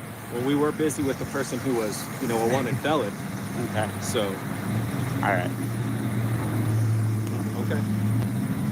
Is there a baby in the car? Yeah. What are you guys doing out in this cold? I don't answer questions. Again, another question. Okay, so remember what the cop is doing right there is trying to get Division and Family Youth Services to start an investigation on Oklahoma Cop Watch because he films them and calls them dicks and calls them assholes. So the cop is trying to set up to steal his kid. That's what he's doing. Listen again. All right. Okay. Is there a baby in the car? I've already invoked my Fifth Amendment right, officer. Why are you asking me questions? What are you guys doing out in this cold? I don't answer questions. Fair enough, man. Yeah, they waited. He laid the groundwork to call Division and Family Youth Services on this activist, which is just really, really sad. I'll just go in and do a formal complaint.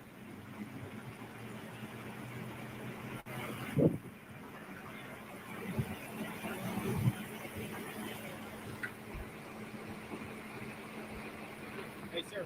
Yep. Do what? I can't even see, man.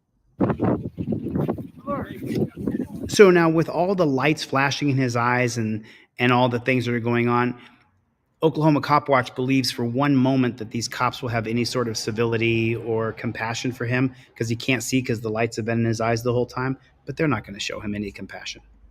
I can't even see, man.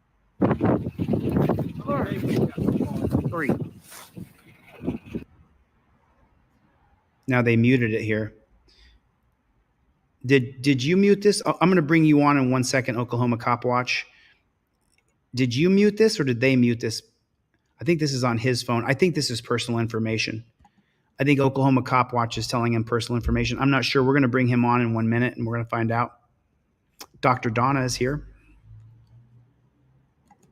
No gods, no masters. Thanks for becoming a member. I appreciate it. Thanks for the support, guys. I really appreciate it. I know I've been gone for 5 days. I was sick for a couple days, ate too much Thanksgiving, drank too much eggnog. Trying to see when the sound comes back on here. And now we go black screen here. We're still black screen, no sound. So we lose audio and video for 30, 35 seconds there or something like that. Now we have no audio. Okay. I think this is a good time to bring on Oklahoma Cop Watch. Let's bring him to the stage here. Do I got you on, my brother? Yep. Okay. Sorry, I'm right here. That's okay. I know you're a black screen, so people can't see. Oh, there you are. Cool. Yeah, I was getting. I'm about to go to the store. So can you tell us what happened right there when the screen went silent? I accidentally muted it. I don't think they were giving personal information or anything. I think I just hit the mute button by accident. Right. And oh god, Okay. what was I saying? Yeah, I hit it by accident, and then I ended up putting it in my phone because they handed me a ticket and stuff, and I think I was in the middle of opening my door, so I may have hit mute whenever I was going to open my door. Mm-hmm. And they were handing me the ticket, but I knew it took a second. Well, we can see what's going on here is you're still outside your truck, still no sound. Yeah, yeah. I think, Okay, now the sound one comes that- back on. Yeah, I think whenever he was getting out of his car to walk up, I may have muted it because he was bringing me my ticket and stuff. So I might have muted it for personal information. Okay, so let's finish this real quick. Okay, you can't tell me his name though? Captain Kirk? Yeah. Okay. Is that the guy that used to be on the cop show? No. Okay. Captain Kirk. Is that the guy that used to be on the cop show? No. Okay. That's Calico, right? Or something like that? Yep. Okay. All right. Y'all have a good night. You too, sir. Give me 1 second. I'm going to mute for a second. All right. Yep. Eat a dick. Don't eat yellow snow, all that good stuff. Fucking asshole. Oh my God. Damn, it's cold. What assholes, y'all? He does not have to be a child booster. I Dr. already know Maloney that. already told us. I already know that. So that's coming from a fucking pediatric.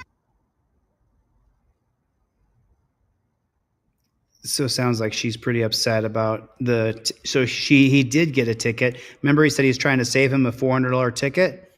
So They just pulled you out of the car. Yeah, that was definitely a retaliatory stop, y'all. not legally though. Oh my God, it's cold. Yeah. Oh God damn, it's cold, y'all. All right, y'all. I gotta go. Kids are crying. And now I'm going to the store where I was originally going, and then going home. Oh, y'all have a good night. See y'all later. Later, Gator. Okay, let me bring back on Oklahoma Cop Watch here. Okay, Oklahoma Cop Watch, are you there? Yep, I'm here. So how many tickets did they give you? 2. Okay, so which tickets did they give you? For the mud flaps and for the kid? Nope. One for having my fog lights on, and then the improper child restraint. Okay. So then, okay. So according to Nivs versus Bartlett, because you had the fog lights, then technically, now you and I know it was a retaliatory stop, Yeah. and I'm not denying you. I for anybody who ever watches this channel, I believe you. I believe Oklahoma Cop Watch, and I watched it. We didn't see the first part, but that was just him filming, and they put a light in his camera. So now they gave you 2 tickets, one for the fog light and one for the child who's autistic that wasn't in his car seat. What have you found out since then? I haven't done much. I'm gonna do some open records requests and stuff. Sorry, I'm driving. But yeah, I gotta do some open records requests and all that. So Yeah. When you watch the video back, do you understand where there was parts in there that you really could have taken control? yeah, yeah, definitely. That's what I said. After it was over, I was like, wow, what the hell was I doing? It was amateur night. Well, I do the same thing. I worked I've sold cars in my life. A couple different times I've sold cars. And everywhere that I went to sell cars, whether I sold cars in Washington State or in California, there was always this lesson that they taught us that people buy a car once every 3 years. Once every 3 years, if they got a lot of money, they trade in their lease once a year at the most. But they do one car deal a year if they're really prolific and re-updating their lease. But most people buy a car once every 5 or 10 years. So if you don't get pulled over every day, day in and day out, 15 times a day, then you're not in practice. Yep. But I didn't I send you a trifold? Didn't I mail you one off? No, you sent me the email one, so I had the paper one, but I don't even know where the hell it went. I think I got something spilt on it or something. So I got to reprint a new one. Yeah. Well, you have my phone number. Just text me your address, and I'll send you out a new one of these. I'm going to charge you $6 for shipping and handling, so that I can put these in a tracking device, so I can have a tracking number on it. And I'm going to send you out a couple of these with rubber bands and cop cards. I just really want you to follow the rigid, because you're doing such a great job auditing. You're learning so well that your job, and if any other auditors have never worked with me before, I work with about 6 auditors right now, and Oklahoma Cop Watch is one of them. Your job is to film cops. Yep. That's your job. And Oklahoma Cop Watch has taken the tutoring and put it on the streets, and he gets thousands of people a day. I mean, thousands of people on his live stream, literally thousands. Am I wrong? No, you're not wrong at all. Yeah, you have a huge live stream. Yeah, it's a lot of views. And so now he's learning the auditing part. But if you're not so used to being pulled over, you're going to make silly mistakes. And you have to say the words, I invoke my Fifth Amendment right to remain silent. You have to say those words. So when is your court date? Oh, crap. I don't have the ticket on me. It's in December. It's later in December, though. Okay.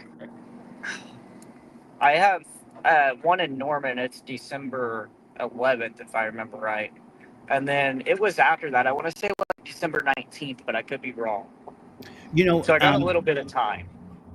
If I were you, because I can't give legal advice, but if I were you, I would try to extend out the date. Try to get an extension for a month or 2 down the road.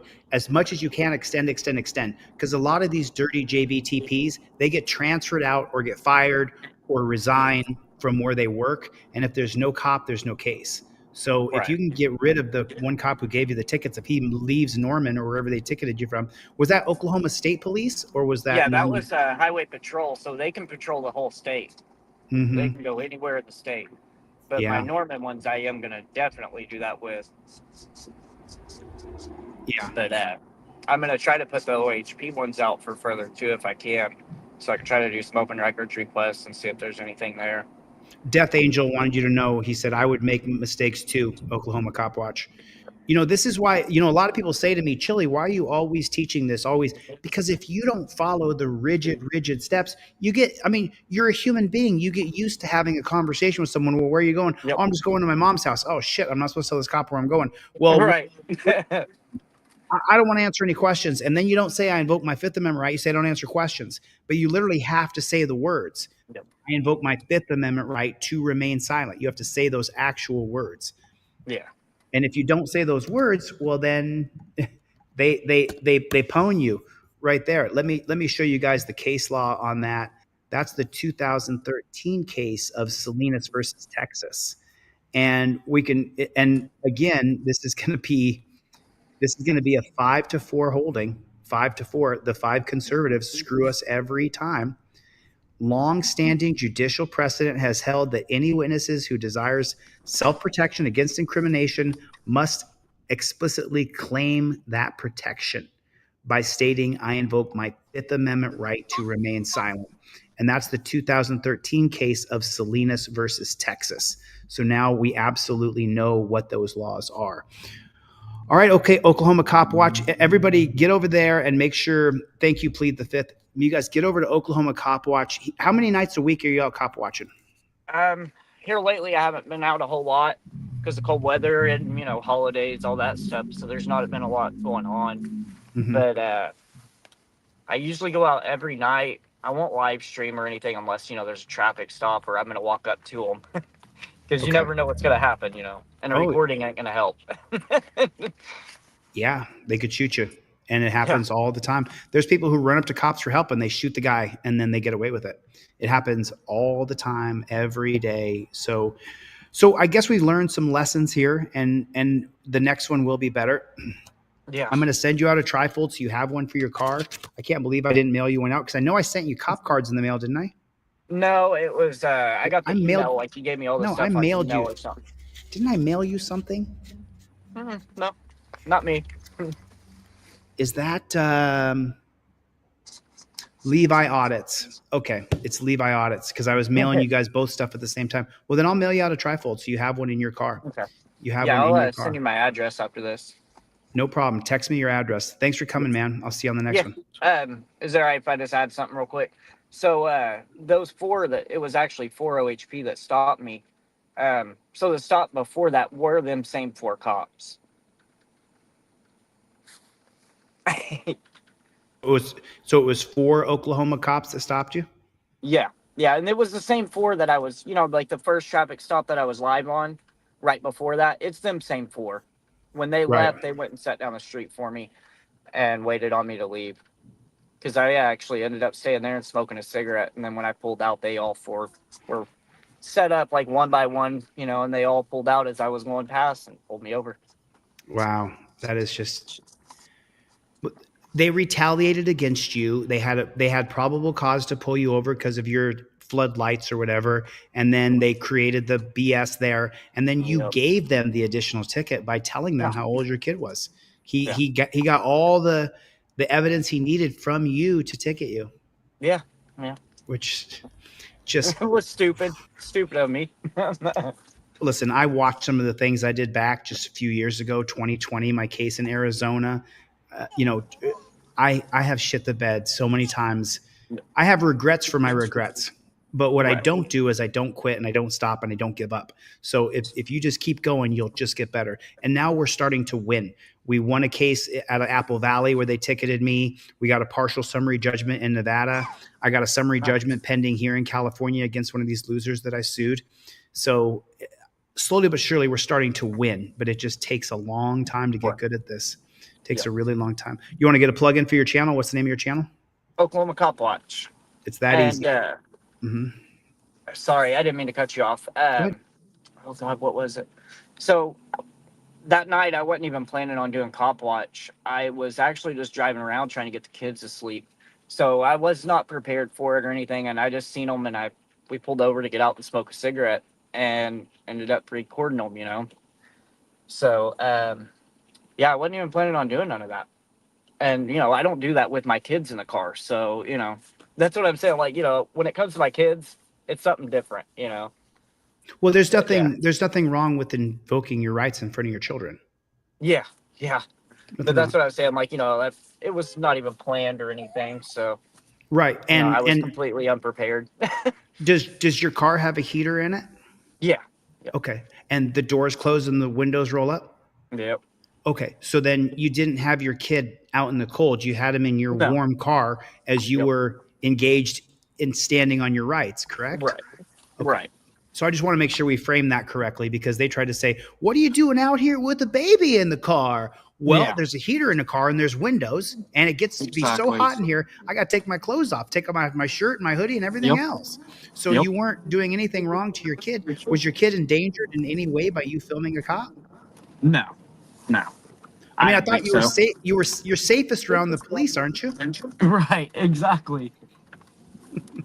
All right, I'll let you go. Thanks for coming on Oklahoma Cop Watch. I'll see you later, buddy. See ya. There it is. There it is. You guys can see it, right? You see how the cop was trying to set him up. Let me say thank you to some people. Thank you so much, Claudette. Thank you, Plead the Fifth. I appreciate it. Frank, my mom is not 400 pounds, bro.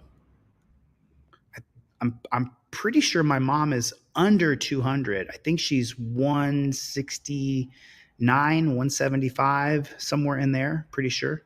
My mom's just an itty bitty thing, Frank. I don't know why you're bringing my mom up.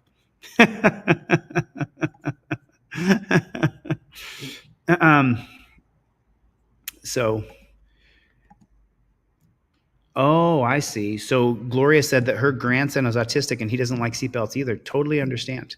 Totally 100% understand. I totally get it. So this one, I saw this come out earlier, and it's funny because you got all these people who make videos now, and that's, God bless them. Thanks for covering this stuff. But this video right here, I saw this earlier, and this guy did this breakdown, and I thought, oh man, Welcome. I thought, oh man, if we don't do a breakdown on this, then he's gonna. Thanks, Plead the Fifth. Good to see you. Nothing but love for you. You're really awesome. Thank you for your support. I really appreciate it. Yeah, Show Me Audits. I covered that baby getting shot in the head. You should read the bootlickers. Did everybody hit the like button? I'm not sure where we are on likes and comments and shares, but will you guys do me a favor? If you're on X, can you go on X and log in and share the stream? And can you hit the like button for me and then put in the comment section OTVO, which stands for Overturn Terry versus Ohio. And we're gonna get into this a little bit, but I want to get past this. I want to get past this initial. Did I break a law? Okay, so these cops come up to this guy who is working an event. And he's doing one of those gigs like we do here in Hollywood where you do a bunch of little side gigs to make your monthly nut. And this guy is working as a server, but he also is a paralegal. And in this particular video, this shows you that there's really no such thing as a stop and ID state. You can't just get stopped and ID'd because you live in Missouri. That's not at all how it works. Not even kind of, not even sort of, not at all. Plead the Fifth. Thanks. I appreciate your support. But let's get into this and I'll stop it and I'll show you exactly what we're talking about. There's potentially a liquor violation, yes. Yeah, I didn't. Are you serving tonight? I didn't violate anybody. So. Okay. Well, it's unlawful to serve someone who's visibly intoxicated. Right. Okay. So I think we all know that, but I didn't do that. So. All right. You have your ID? No, I don't. I didn't break any law. Right? Do you have evidence? That's why do we're here. Do you have evidence that I broke a law in particular? That's why I'm here. If you don't have evidence that I specifically broke a law, then there is no probable cause for you to ask for my ID because you have to have reasonable. No, you have to have reasonable. Specifically broke a law, which I didn't do. Listen, I'm very careful about who I serve, and that's all I'll say. So he switched the camera around, and now it kind of goes black screen here for just a little bit. But I want to just point something out here that I have a problem with. So the guy on the left, the guy being filmed right here, he's not the one talking. The second page of your trifold, Merry Christmas, Dr. Chang. The second page of your trifold, because here's your Fifth Amendment. We know that the first thing you're going to say is I invoke my Fifth Amendment right. Then when you open up your trifold like this, right to film cops. And what does it say right there? I always film cops' faces. Izare, our right to film police falls squarely within the First Amendment purpose to protect free and robust discussion of public affairs, hold government officials accountable, and check abuse of power. Violating the First Amendment on camera removes the cop's qualified immunity. So please, if you're going to film the police, please film their face. Please film their face. I would really appreciate that. Specifically broke a law, which I didn't do. listen, I'm very careful about who I serve, and that's all I'll say. listen. I have reason. That's why I'm recording. Okay, that's fine. You can. Okay, so now he's going to go into this reasonable suspicion versus probable cause. Now, what does it say on your Fifth Amendment cop card? You do not give ID without probable cause. It's right here. It's number 4 on your Fifth Amendment cop card. Cop demands, I hate that these lights do this. Let me see if I can get it. Okay, let me see if I can get it to work. Cop demands ID, says he has reasonable articulable suspicion. While filming, state, I plead the Fifth Amendment. I identify as good citizen. No ID is required. No ID is required. You don't need to give any ID unless there's probable cause. It's just that simple. No ID is required at all whatsoever unless there's probable cause to arrest you. Record. I'm recording too. Well, that's good. I have reasonable suspicion that there was a violation. By who? A liquor violation by the people serving alcohol here tonight. Okay. Again, I still don't understand what that has to do with me. I'm just here working a catering event. I'm here working for the staff. So. I already explained that to you because I was told that you were also serving alcohol at the bar tonight. Okay, by 2 other employees here. I'm not going to get into details. And okay, so the cop is accusing you that he's investing a crime that he's accusing you of doing. And listen to how the paralegal answers that. At the bar tonight. Okay, by 2 other employees here. I'm not going to get into details and discussions with you about an ongoing investigation, especially when it has nothing to do with me. You don't have to answer any questions, but you do have to identify yourself. No. It has everything to do with you. And he's not going to go into specific or answer any questions because you're the one being incriminated. I didn't break any laws, so what would I have to identify myself for? In Colorado, in order to ID somebody, you have to have proof that they've either broken the law or that you have to have reasonable suspicion or articulable suspicion that they have broken the law. No, you didn't witness me doing anything, and you don't have any witnesses saying that I overserved anybody. You have to have probable cause to arrest me to get my ID. In Missouri, in North Carolina, South Carolina, Alabama, Mississippi, and every other stop and ID state, they have to have probable cause. So I don't I need to detain you and what would you detain me for? To identify you. For what crime, though? You have to have a crime to detain me. Reasonable suspicion is not a crime. Yeah, go ahead. Were you serving alcohol tonight at this event? I'm not answering any questions for you guys. Who's your supervisor? But he does not say the 2013 case of Salinas versus Texas says that I have to tell you how I identify. It's right here, right there, number 2. While filming, Fifth Amendment, number 2 here. This is for the driver card. You just can't see it very well on this yellow card right here because of the green screen behind me. But right here, number 2, Fifth Amendment's unequivocal. Cop loses qualified immunity for questioning you. You have to state the words. I invoke my Fifth Amendment right. Thanks, Stomper. I appreciate you, man. Thanks for the gifted memberships. That's I don't know. Marissa? I don't know. I just worked the venue. I don't know who my supervisor is. Yeah, we'll hang tight here. And now he's even answering questions. I don't hang tight. I'm not in the military, so that's a military term. I'm not in the military, so I don't follow military orders like hang tight. It's a military order. So I was in the military. Were you? Yeah, that's probably why you say it. Hang tight is a military term. I'm not a military person. I'm a civilian, so there's no reason to hang tight. I'll wait here though. Something I did to upset you? No. I'm not understanding. Why is the cop saying that? The cop is playing for the judge. And you and I are not doing that. The cop is behaving in a certain way for court. Yeah, this shit is chess, not checkers. There's no reason to hang tight. I'll wait here though. Something I did to upset you? No. The cop, is there something I did to upset you? I'm just doing my job. And the judge is like, he's just doing his job. I'm not understanding why you guys think that you have the right to my ID when I didn't break any law. I didn't violate any crime. You have no proof that I violated any crime. Reasonable suspicion means that you have reasonable suspicion that you have proof someone violated the law.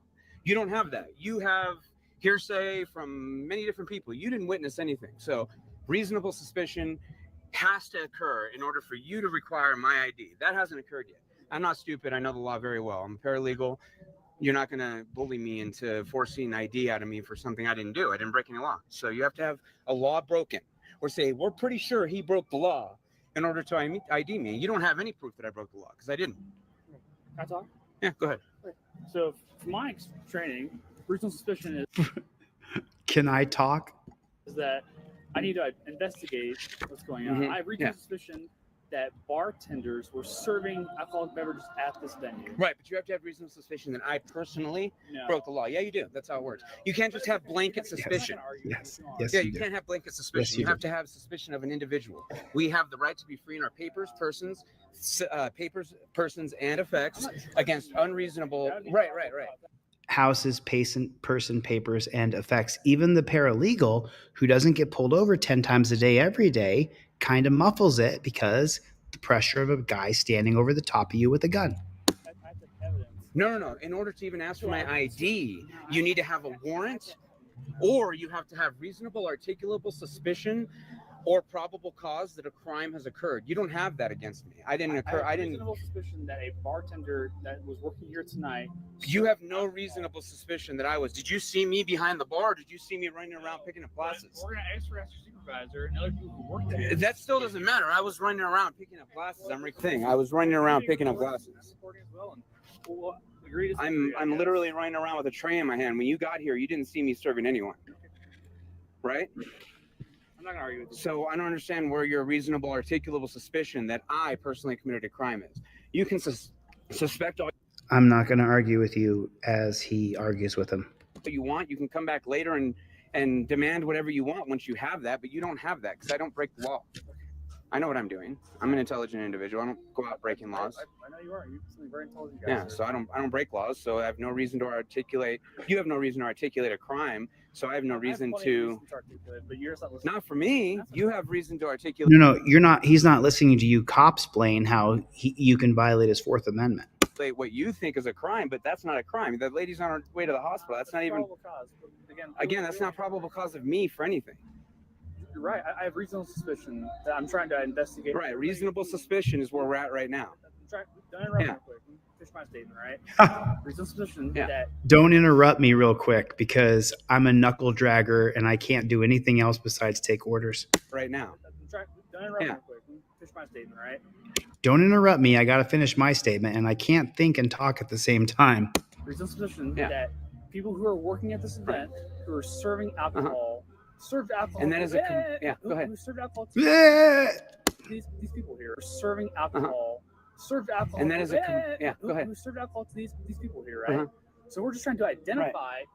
And that is a servers. completely You still different have thing nothing, than man. reasonable, You still- articulable you still have suspicion. nothing. Well, because you're trying to cop-splain how he's got to violate his own Fourth Amendment right. And he's telling you, no. Reasonable suspicion just means you reasonably suspect something happened. Reasonable, articulable suspicion is that you specifically have articulable proof. You have reasonable, articulable proof that one individual broke the law. That'd be probable cause. No, that's Yeah. probable cause is the next step. No, it's After probable. reasonable, articulable suspicion, then you interview everybody that you can, and if that gives you enough probable cause, then you have a probable cause statement to do an arrest. But you don't have a probable cause statement right now because Right I haven't now. admitted to any crimes. Right. Sir, because I didn't break the law. Yeah, right now, don't have probable cause. I have Right. reasonable- I didn't break the law though. I have reasonable suspicion to identify all bartenders. No, you don't. No. Reasonable suspicion to come and try to do No. what you got to do. No. Hold on a minute. And there's a very particular situation here, and I'm going to get into that. Suspicion to identify all bartenders. No, you don't. You have reasonable And you don't have- suspicion. Break the law though. I have reasonable suspicion to identify all bartenders. No.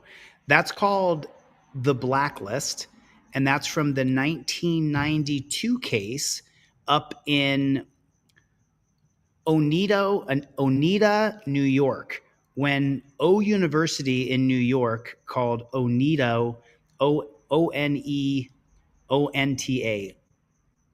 Anybody from New York that can pronounce that properly? Because I can't. So in the Oneida case of 1992, when they said that they had probable cause to get the identification of every black man on the campus, the school administrator gave the cops the name of every black man on the campus.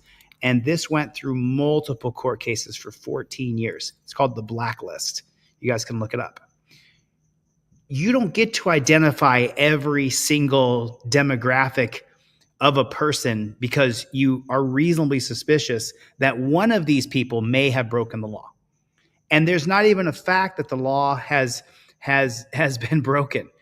But if you guys don't know about the blacklist from Oneida College out of New York in 1992, you'll learn that he said exactly what the blacklist was about. Statement right now because I haven't admitted to any crimes. Right. Sir, because I didn't break the law. Yeah, right now, I don't have a problem with God. I didn't break the law though. I have reasonable suspicion that I can identify all the bartenders. I have reasonable suspicion to identify all bartenders. No, you don't, Copper. No, you don't. So where is that same logic, though, applied in Supreme Court case law that you have to deal with that now, where they took the Terry reasonable articulable suspicion and they applied it blanket to everybody on the road? Does anybody know the answer? Does anybody know the answer to that one? I'll show it. If anybody knows the answer, this is a very easy answer if you studied case law. No, you don't. You have reasonable suspicion to come and try to do what you got to do to try to fulfill your investigatory quota, but that doesn't have anything to do with me. Yeah, your investigatory quota. Boss requires that you investigate a crime. You don't get to just come, look around and say everything looks fine here and leave. Your boss requires that you spend a certain amount of time investigating the crime, that you attempt to find out who was at fault for whatever crime. You don't get to just see that a crime happened and walked away and ignore it. You're claiming my chief tells me I have a quota to me? I don't know who tells you. Probably your captain. Usually it's a street sergeant or a road captain. I have a commander. You have a street sergeant, likely. Yeah. So your street sergeant's probably the one that mandates it. Your captain mandates it to him, and your chief mandates it to your captain or your whatever. I know a lot about him. I've been a police accountability activist for 2 decades now. Okay. So I know quite a bit about law enforcement. All right. I don't understand why I'm still out here. I have work to do. Am I breaking the law in some way that you have the right to detain me? I'm detaining you. You're not identifying yourself. I'm trying to identify. In order to detain me, you don't get to identify somebody because they don't identify themselves. You need to have reasonable articulable suspicion that I specifically committed a crime. Am I being detained or am I free to go right now? You're not free to leave. Okay, so I'm being detained right now. Yeah. Because you suspect me of a crime. I have reasonable suspicion to identify all bartenders here. You're not getting. No. Claudette, that's right. There's a couple of documentaries about the blacklist. That absolutely is not true at all whatsoever. So we're at 7 minutes and 30 seconds on this. If you didn't know, it is DUI checkpoints. They expanded Terry versus Ohio, the 1968 case that creates reasonable articulable suspicion. It never existed before 1968. Black people were freed in America in 1964. By 1968, you got to have reasonable articulable suspicion, detainment, torture, cuffs, all that stuff. Officer safety first. Blacks have been freed for 3 years. Total. Black people were not freed in 1954 from Brown versus Board of Education. The desegregation process truly began in 1964. There's a 1968 case with Hugo Black on it, who was part of the Brown versus Board of Education case in 1954, where Hugo Black said, this is a damn shame that most of the U.S. states have not desegregated, and that was in 1968. So this case here happened in 1990, an extension of Terry versus Ohio. Department of Michigan State Police versus SITS. And what this is, did the drunk driving checkpoints violate motorist protection of the Fourth Amendment? Once again, the conservatives in a 6-3 decision, in 1963 decision, the court held that roadblocks did not violate the Fourth Amendment. The court noted that no one seriously disputes the magnitude of the drunken driving problem or the state's interest in eradicating it. The courtroom then found that the weight bearing on the other scale, the measure of intrusion on motorists stopped briefly at sobriety checkpoints, is slight. The court also found that empirical evidence supported the effectiveness of the program. Well, empirical evidence now shows that it is not an effective program, that it's a cash cow for police departments, that they make tons and tons of money. I'm detaining you. You're not identifying yourself. I'm trying to identify. In order to detain me, you need to have reasonable articulable suspicion that I specifically committed a crime.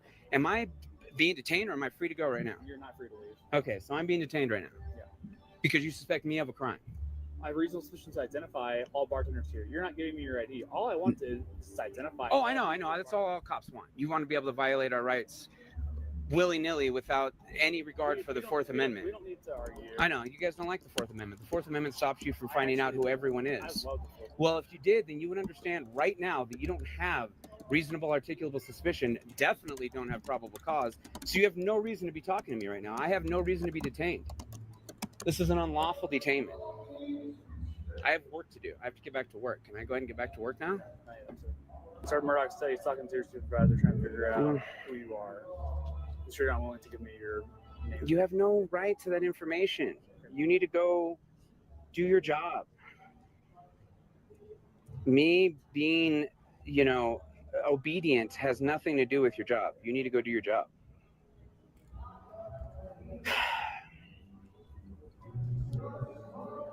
You guys always think you can just bully situations, and it's not going to happen. No, it's bullying. No, but I don't want to have a conversation with you. He did not invoke his Fifth Amendment right to start off with, and I don't know why he didn't. You have to invoke your Fifth Amendment right. You have to say the words. James said, empirical evidence be damned. No, I identify as an empiricist. If you guys have never heard that before, an empiricist first started with John Locke, born in 1632.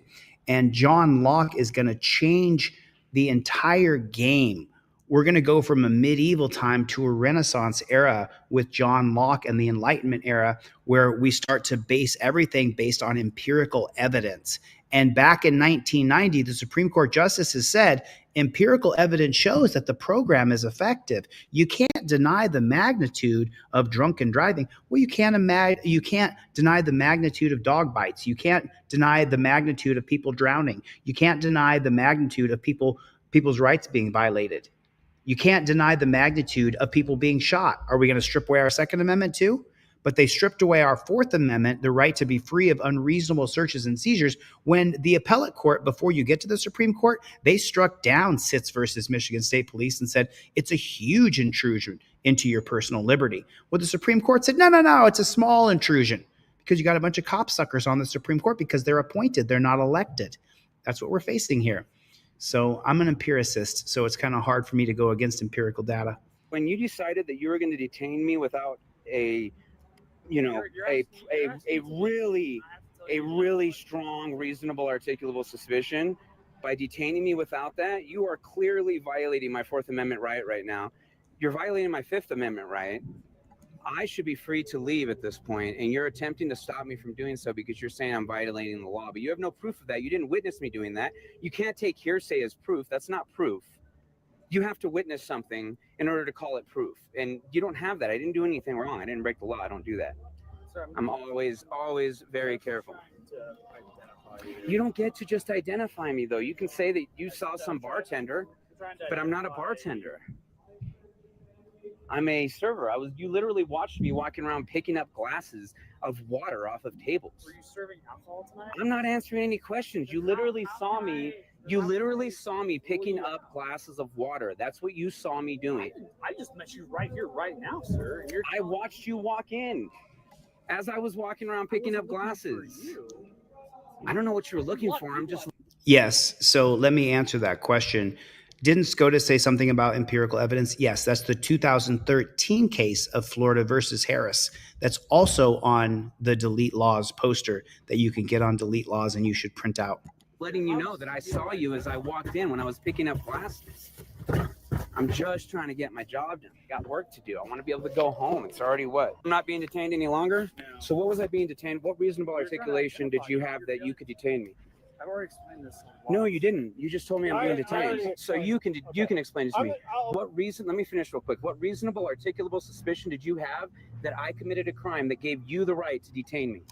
Okay, we get called here because there's an unconscious female that was reported that she had been served 7 or 8 alcoholic beverages. None of that's my problem. No. Don't interrupt. Don't interrupt. Yeah, I get it. But Don't interrupt. Don't interrupt. Y'all have a great day. That's just not my problem. You know what I mean? I'm not going to argue with you. Yeah, I'm not going to argue with you either. Have a good night. Thank you. Now, this is how you shut down cops that don't know. Yeah. So the 2013 case of Florida versus Harris. Here's the syllabus. Scroll down here.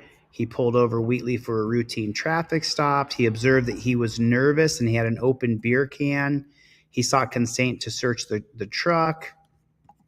And then it goes down here. Held because training and testing records supported Aldo's reliability in detecting chemicals, and Harris failed to undermine that evidence, Wheatley had probable cause to search Harris's truck. In testing whether an officer has probable cause to search it, all that is required is a kind of fair probability on which reasonable and prudent people act. Illinois versus Gates, 1983. It doesn't have the year there, but I know the case well because Illinois versus Gates was the first case that I looked up and I researched and I learned in 2002 after I was wrongfully arrested in LA and charged with a bunch of felonies that I beat those charges because they weren't true. And so the 1983 case of Illinois versus Gates, it took reasonable articulable suspicion and turned it on its head.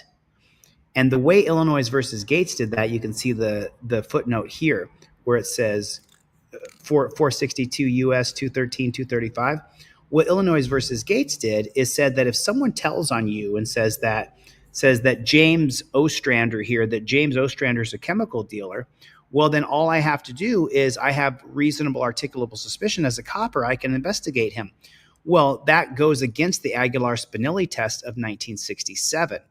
That's going to be overturned. Aguilar-Spinelli, the two-prong effect where you have to investigate the confidential informant and the person that they're informing on. Because otherwise, one person who's a painter could say the painter across the street is a drug dealer, so the cops can go arrest him, and then I sell all my paintings to everybody on the street. Well, with reasonable articulable suspicion, Illinois versus Gates makes it so that the cops can just investigate you with just any information.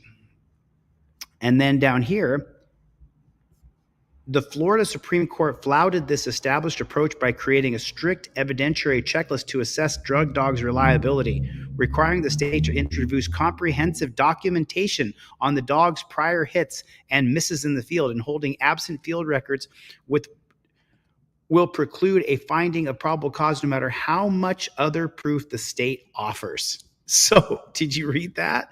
I mean, you can read that, right? That says that if a dog barks, that is probable cause. So I believe that's what you were speaking about earlier when you said empirical data. The empirical data that has to be reached is the level that the dog has been trained. And this, by the way, in case you guys didn't know, Florida versus Harris, the 2013 case, it was a unanimous decision. Let me find it here. It says right here. Oh, I don't know where it is. Welcome back to the channel, everyone. I'm not sure where it is, but I'm telling you right now what it says. I know exactly what it says. It says that it was a unanimous decision by all 9 Supreme Court justices that they all agreed that a dog barking at your car is probable cause to arrest you. That's what they said. That's what they said. How do you like that? How do you like that?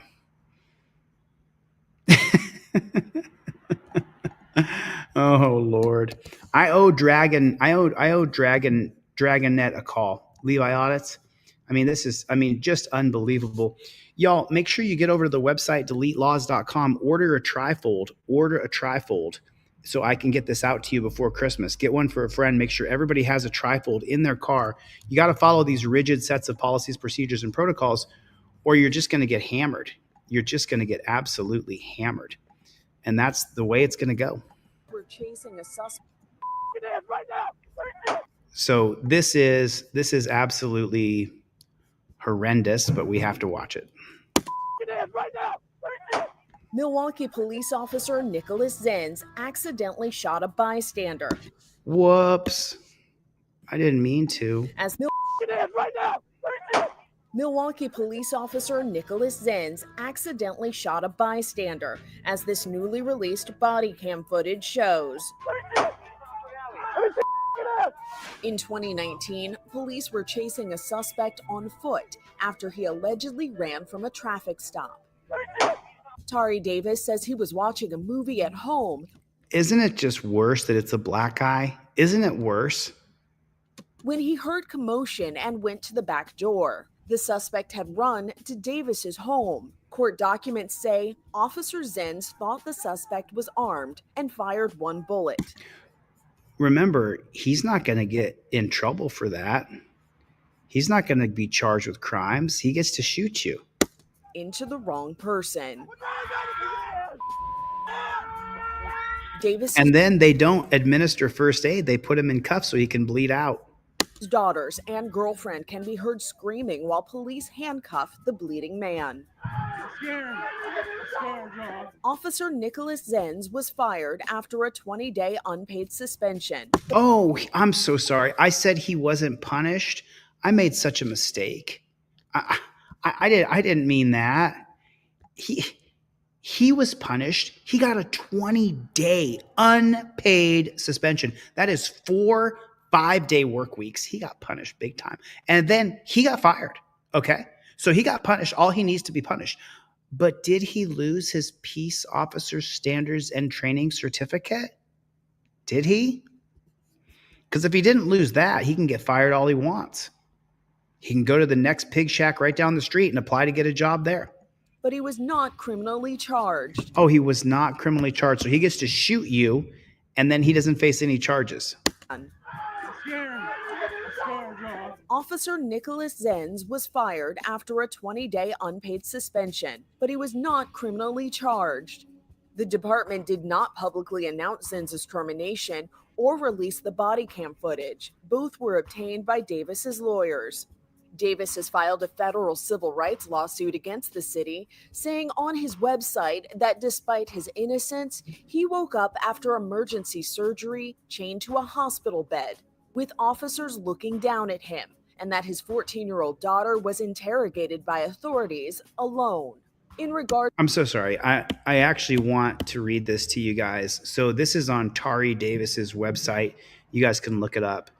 And so what this says right here is you're bleeding out. Police step over your body, search your home, separate your family, and detain your children. Tari Davis. First, imagine you're sitting with your kids on a Saturday night watching a movie, and only moments later, you're lying in a hallway with a bullet in your stomach. Now imagine it was a police officer who shot you in your own home without any justification. Imagine you're laying there helplessly bleeding. Imagine the police step over your body as you start to go cold. They search your home, they separate your family, and detain your children. The only thing you can hear is your children screaming and crying. You're taken to a hospital for emergency surgery. You wake up chained to a hospital bed with cops looking down at you. Imagine the police John Doe you. They say that you don't have an identity. Take your phone out of your room and refuse to tell your family where you're located, whether you are alive or dead or anything about your status. They then escort your family off the hospital grounds. Wow. Someone look up this website for me. on his website that Tari Davis, T-A-R-I. Someone find his website and put it in the comments section. despite Barrett released this statement alone. In regards to this case, authorities released this statement. The Milwaukee Police Department declines to comment on this matter as it relates to pending litigation. The member engaged in the officer-involved shooting was discharged from the Milwaukee Police Department. During an appeal hearing to keep his job, where Tari Davis was not present, Nicholas Zenz expressed his sorrow by saying, "I cannot express enough of my apologies to Mr. Davis and hope he can forgive me." Though Nicholas Zenz has lost his job, Tari Davis believes justice has not been served. He writes on his website, "Everyone must be held accountable for their actions and the damages they inflict, including the police." This is Inside Edition Digital. So I've got a couple searches here pulled up. Let me share the searches that I have with you so far regarding Tari Davis. I don't see his particular website. Let me check the comment section real fast here. Does anybody have the website for Tari Davis? Because maybe let me see if we can get lucky. Let me see if I just put taridavis.com. That's nothing. I don't see Tari Davis Landsman. I don't see any website. Man mistakenly shot by police. Man mistakenly calls officers' actions reckless. Let's see if we can get something here. Oh, we do have a video. Hold on 1 second. This is his statement right here. I want to look up his website and find that full statement that he wrote. In my situation, as things that have occurred, I really just want everyone to know that as a people, we all deserve to be treated fairly. We all deserve to be treated justly. I really believe that we pay police to protect and serve us in every community, in all communities, the bad ones, the good ones, the ones that need the most attention. There are citizens, there are law-abiding citizens in those communities who deserve to be treated justly. I was an innocent bystander to a situation that I can't speak of. I have lawyers that will speak of. I have a feeling that everyone should feel that we all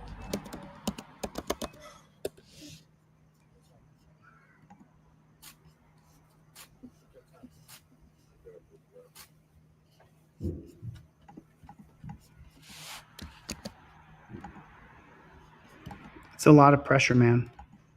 We all should be safe in our own homes. We all should be able to sleep at night safe in our homes, no matter what crime is going on outside of our homes.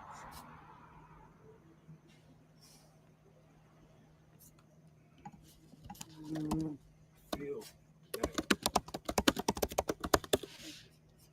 I shouldn't have to worry about going to my back door. Opening my back door and being shot by a straight bullet by an officer who had no regard for no one in my home. No, he didn't care about you or your children or anybody else's life but his own. That's all he cared about. No one in my house. I have 4 daughters in this house. I have a girlfriend that cares about me in this house. Good for you, bro. They shot directly into my home. No disregard. Oh, you guys can't hear? Can you guys hear this at all? Can you guys hear this? I was raised in this community. Born and raised in this community. Can you guys hear it? I've seen the worst injustices happen. Let me see if I can, let me try it like this. Let me see if I can find, maybe someone put it on YouTube. Let me see if I can get, okay, here it is right here. I wanted the whole press conference though. I'd like to get the whole press conference. This is a short snippet. I want this officer fired. I want him fired. Simple and plain. Breaking news. For the first time, we're hearing from the man shot by Milwaukee police this past weekend. 12 News' Derek Rose is live at 26th and Hour, where the man just held a news conference. Derek, that man was not the person police were after. That is not the person indeed, Patrick. This all started with a traffic stop and a driver who took off. Police chased that driver to this home here at 26th and Hour. This is where Tari Davis lives. He was inside his home, and he explains what happened next. Opening my back door and being shot by a straight bullet by an officer who had no regard for no one in my home. No one in my house. I have 4 daughters in this house. I have a girlfriend that cares about me in this house. They shot directly into my home. And Davis held a news conference just minutes ago. He told reporters he wants justice and he wants the officer who shot him fired. He admitted he knew the man police were chasing, Kevin Brown, but would not answer whether or not if he knew Brown was in the middle of a chase and coming to his home. He said he heard commotion, opened the door, and then was shot. I have a gunshot wound in my stomach. It entered my body and exited my left hip. I have stitches from the top of my stomach down to my lower stomach. It hurts to breathe. It hurts to talk. Forever. Derek, as we heard, he wants the officer fired. Did he have anything else to say about the case moving forward? He did tell reporters, Patrick, that he will be seeking legal action. As for police, they say they will release more information about this incident in a community briefing in about 45 days. Patrick. Derek Rose reporting live in Milwaukee tonight. Prosecutors today filed criminal charges against the man police were chasing, according to the criminal complaint. So this is the settlement that he got. The city of Milwaukee will raid its contingency fund to pay $1.53 million in legal settlements. And it goes on to say that the highest payment from the 20 cases for the settlement stemming from an incident where Tari Davis was shot in the stomach, the city's going to pay $450,000. Davis was shot outside his back door after police conducted a 14-mile high-speed chase of another man. So here the mainstream state-run media, they justify what happened because they were chasing someone. So you getting shot is no big deal. They had to shoot somebody. Both Davis and the other man, Kevin Brown, were unarmed. Davis ended up chained to a hospital bed. Officer Nicholas Zenz, who fired the shot, was ultimately fired, but was not charged. Zenz was fired by then Chief Alonzo Morales shortly after the Fire and Police Commission gave Morales a series of directives, including to provide a report on what happened during the Davis shooting. After Alderman woman Marina, whatever her name is, voted against the settlement with Davis, after a city committee reviewed it, I'm objecting just on a protest vote. I'm sick of these, she said. I'm sick of these? Did Marina, whatever her last name is, she's sick of these? Oh man, let me just jump in here. Hey Marina, you know what we're sick of? We're sick of cops shooting us and saying, well, there was a high-speed chase. It was a felony stop. The officer was afraid. We're sick of that, Marina. She put a protest vote in against the guy who got shot in the stomach because she's tired of this. She's tired of police being sued when they shoot and kill and rape and hurt people. She's tired of it. Makes a lot of sense. I got you, Marina. I got you. You're a real winner. On October 3rd, members of the Judiciary and Legislative Committee noticing she wants fewer police incidents. She said on October 3rd, I'm objecting on a protest vote. I'm sick of these, she said October 3rd to members of the committee. Notice she wants fewer policing incidents. The alderwoman noted the $1.5 million transfer comes at a time when the city has experienced major budget issues. She called for Deputy City Attorney Robinson Peterson to report to whether the city's policing payouts are on par with other cities. I'm reluctantly supporting this, said Alderman Murphy, echoing Dmitriev's sentiments, but voting for the measure. Both joined their colleagues in unanimously voting for the settlement fund transfer when they were before the count. So they don't give a shit about whether or not the cops shoot you in your stomach. They don't care about that. What they care about is, does this fit our budget? I'm sick of these police cases. Maybe if cops weren't killing people, shooting people, raping people, cheating people, wrongfully incarcerating people, maybe you wouldn't have to deal with that so much of those, Marina. Maybe think about looking into what your cops are doing. The second most expensive incident is the settlement with Well, so this is all good. Okay, now I have another update for you. Wait, so let me roll through these real quick. So Jur Spencer prevailed in his case against the city in July, awarding $386,000. A federal case found that his constitutional rights were violated by Officer Michael Volk Jr. and then Officer Michael Vagina during 3 separate incidents in 2011. The council unanimously rejected a settlement offer of $270,000 with aldermen, questioning if the city attorney, Terman Spencer, was advocating on the defendant's behalf.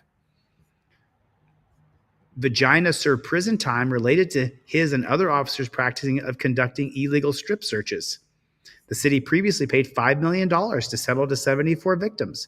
Under the fund transfer, the city will also pay Marilyn Walton $250,000. She was struck by a Milwaukee Police Department captain while operating an MTV vehicle in a non-emergency mode.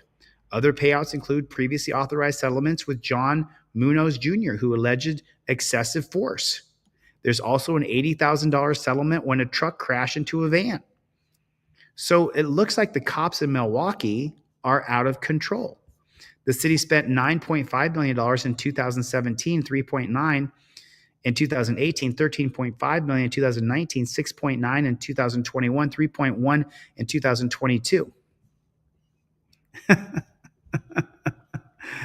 That didn't stop the committee from pushing the city attorney office for more data, especially with an additional $1.5 million. So that's one thing. You got that there, right? So we can all see that this cop ran up and shot this guy in the stomach, and the city council members don't want to pay off the people. So that's one thing. Milwaukee police fired him for shooting the wrong man, but now he's back working in law enforcement. An out-of-state police chief who hired an officer that the Milwaukee police chief fired for shooting an innocent bystander said he has no problem with the officer being back on the street and working as a pig. The firing and rehiring for Nicholas Zenz started during a vehicle pursuit September 8th. He's over here. Stop, stop, shouts Zen. Let me see your hands. And then he shoots him. He's hit. He's hit. We got that. We've seen all that. They wanted the officer fired. He violated 2 department rules. For those reasons, Morales fired him from the department. He filed an appeal for being fired, but it failed.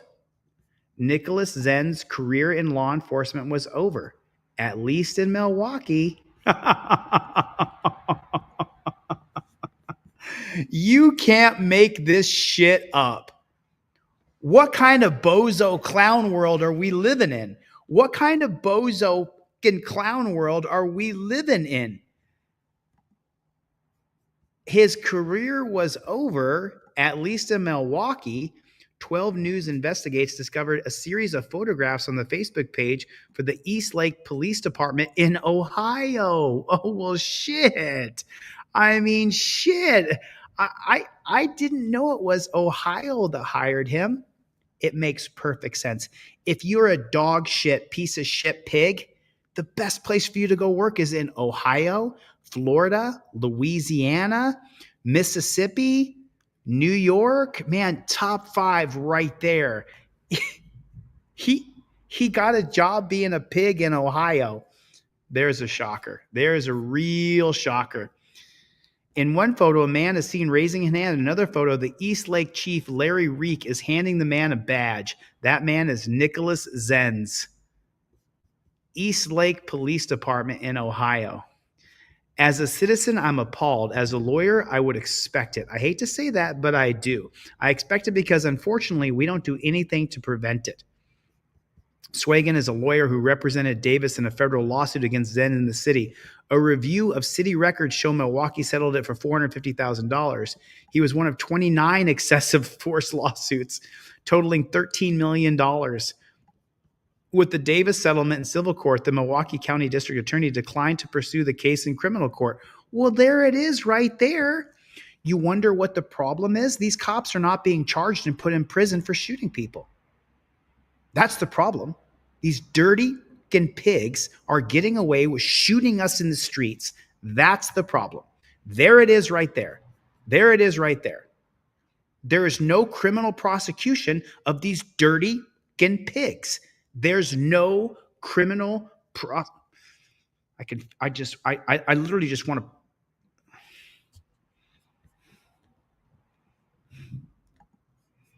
unbelievable.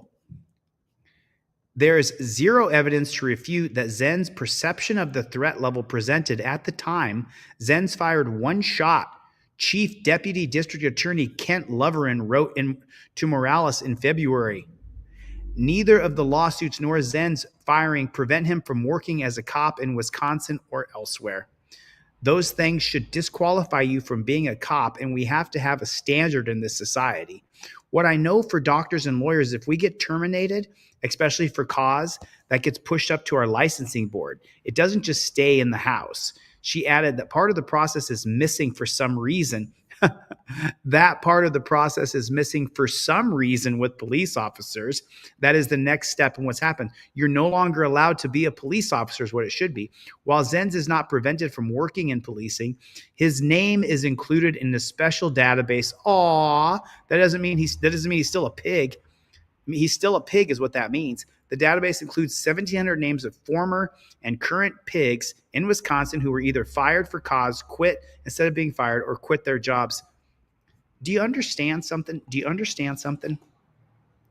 If you sign up to be a pig, you're part of the problem. There it is right there.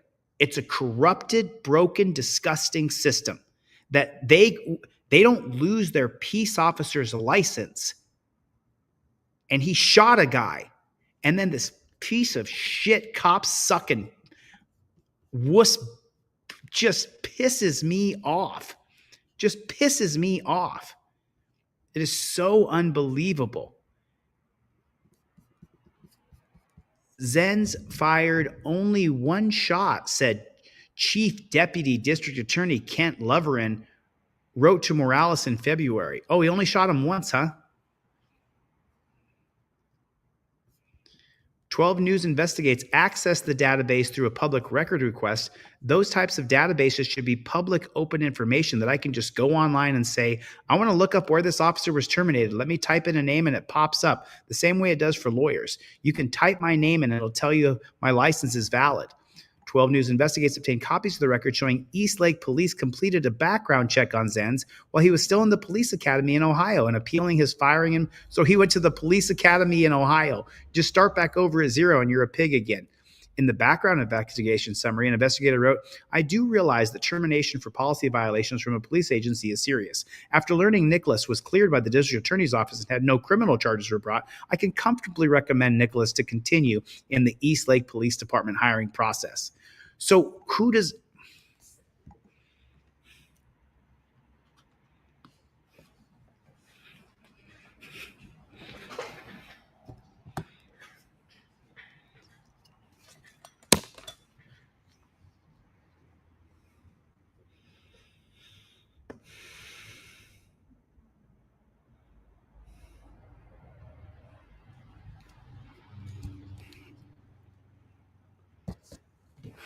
I'm so fucking mad right now.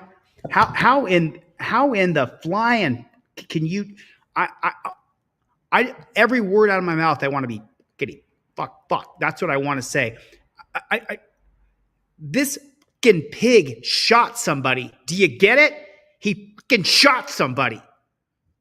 Do you not fucking get it? He's a loose cannon running around shooting people because he's a scared little bitch. Do you not get it? You're not computing? Is it not going through? Fuck. What kind of fucking, how does this, my blood is just fucking boiling right now. Just boiling. Yeah. He didn't shoot a bystander, right, James? He shot a guy standing in the doorway of his own home and saying, I was scared. The information he had at the time justifies him shooting you. And you wonder why the policies, procedures, and protocols need to be changed. If you shoot somebody, if you're not shot at, you should be charged with murder or attempted murder. But because the DA didn't prosecute it, and who's the best friends of the cops? The DA. What do the cops call the DA? They call the DA backup. What do they call the PA, prosecuting attorney? They call him backup. That's what they do. This is disgusting. This is absolutely disgusting. This is fucking disgusting. Tell me what's righteous or just about this fucked up bullshit. How is this right? How is this right? If this doesn't make you mad, you've obviously never been wronged by the police. Zenz should be in prison. He should be in prison. He should do 10 years for that. 10 years is what he should have done for shooting someone as he was scared. Then maybe you shouldn't do that job. Maybe the policy should be that you can't fire unless fired upon. How about that? Give people a chance. This is such... I'm trying not to read this because it's just pissing me off. But because the DA didn't charge him, the district attorney's office, no criminal charges. So I could say, hey, we have preferred it did not happen, of course, but we're comfortable with our decision to hire Mr. Zenz. During the process of reporting this story, 12 News investigates Eastlake Police removed photos of Zen's interactions with Reek from its Facebook page. Oh, really? Eastlake Police in Ohio?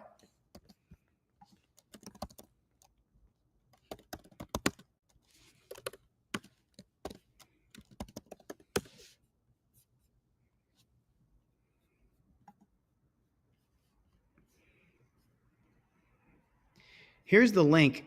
Here's the link. Why don't, this is and by the way, YouTube or anybody else, this is a public forum, and we know this through Alan Beck. Here's the link. Let them know about Officer Zenz.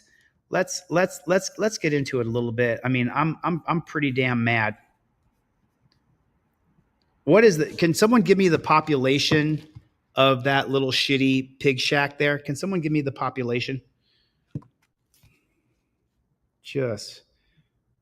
And it's a 440 area code. I know that area code.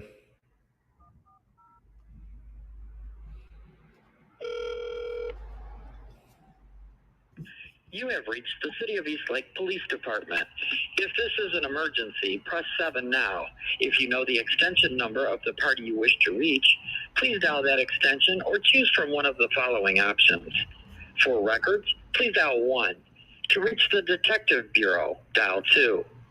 For the Police Chief's Office, dial 3. To reach the Victim Advocate Center, dial 4. For all other inquiries, you may reach our dispatch center by dialing 5, or if you would like to use our automated directory, dial.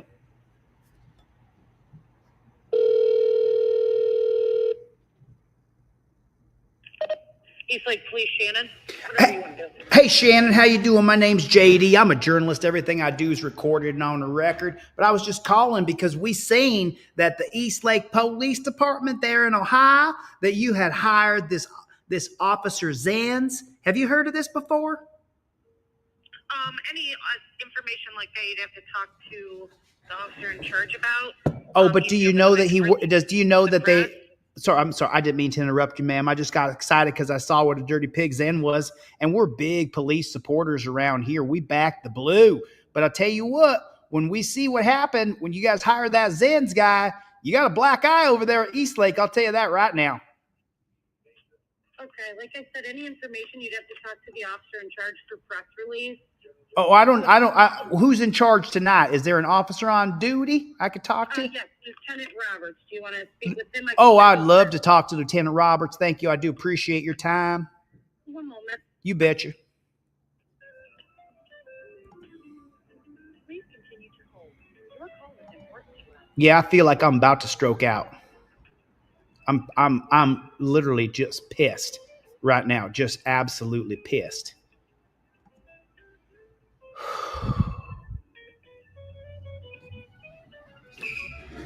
I know it's getting cold where you guys are. You guys get a We Don't Stop hoodie.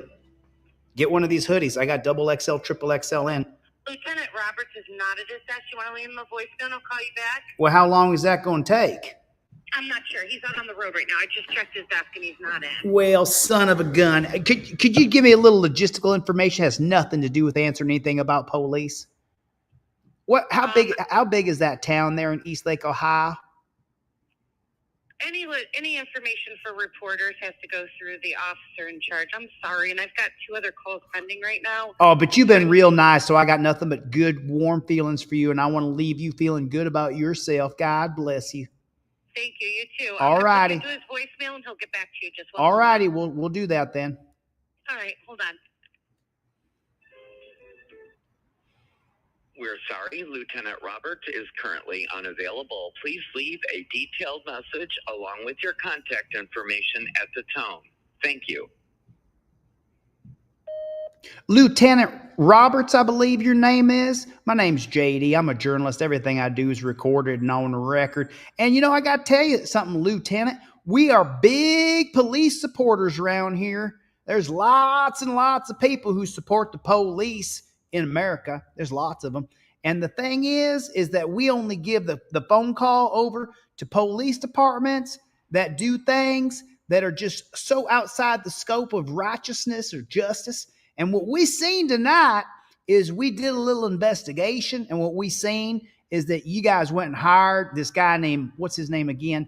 What was his name? Zans. You hired a copper named Zans, who he came from Wisconsin, where he had shot this guy, Davis. He shot him right in the guts. He ran around the corner and like a coward, bam, he shot him right in the stomach. And he said he was scared. He was scared because he was in a police pursuit. And then the funny part is that the DA and the cops, we know DA and cops work together every day, and we need it. We need good police officers, I tell you. But then what happens is when you guys go and hire dirty jackboot thug pigs like Zans, then you need to hear from the good people out in America. And that's us right here. That's us right here. And I let you know, everything I do is recorded and on the record. There's probably going to be 10,000 people that listen to me leave this voicemail for you. And I'm just telling you right now, you do not want to have a dirty jackboot thug pig like Zans on your police squad. Oh, I'm sure you don't care. I'm sure you don't give a rip about anything but your pension and your overtime and your money and what your shift is. And if you're getting overtime pay, I don't know. Listen, I'll tell you what, though. If you want to give me a call back, you are welcome to give me a call back. You call me right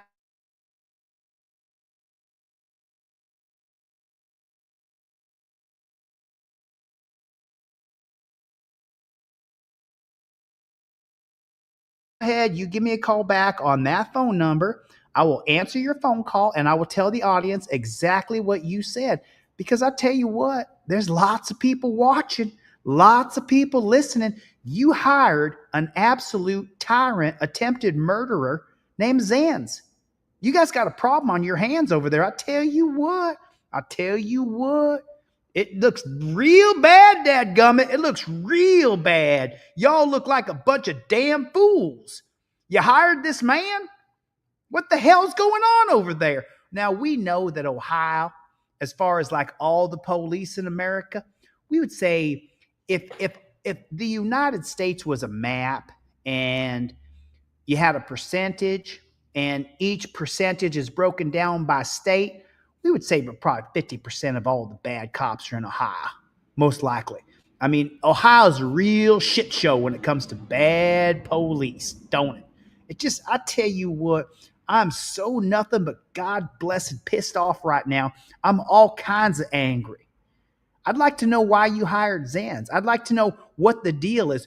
You know, because what the audience is saying, what the audience is telling me is that y'all are desperate, that your policies, procedures, and protocols that have been in place from the 1900s, that y'all have lost your way.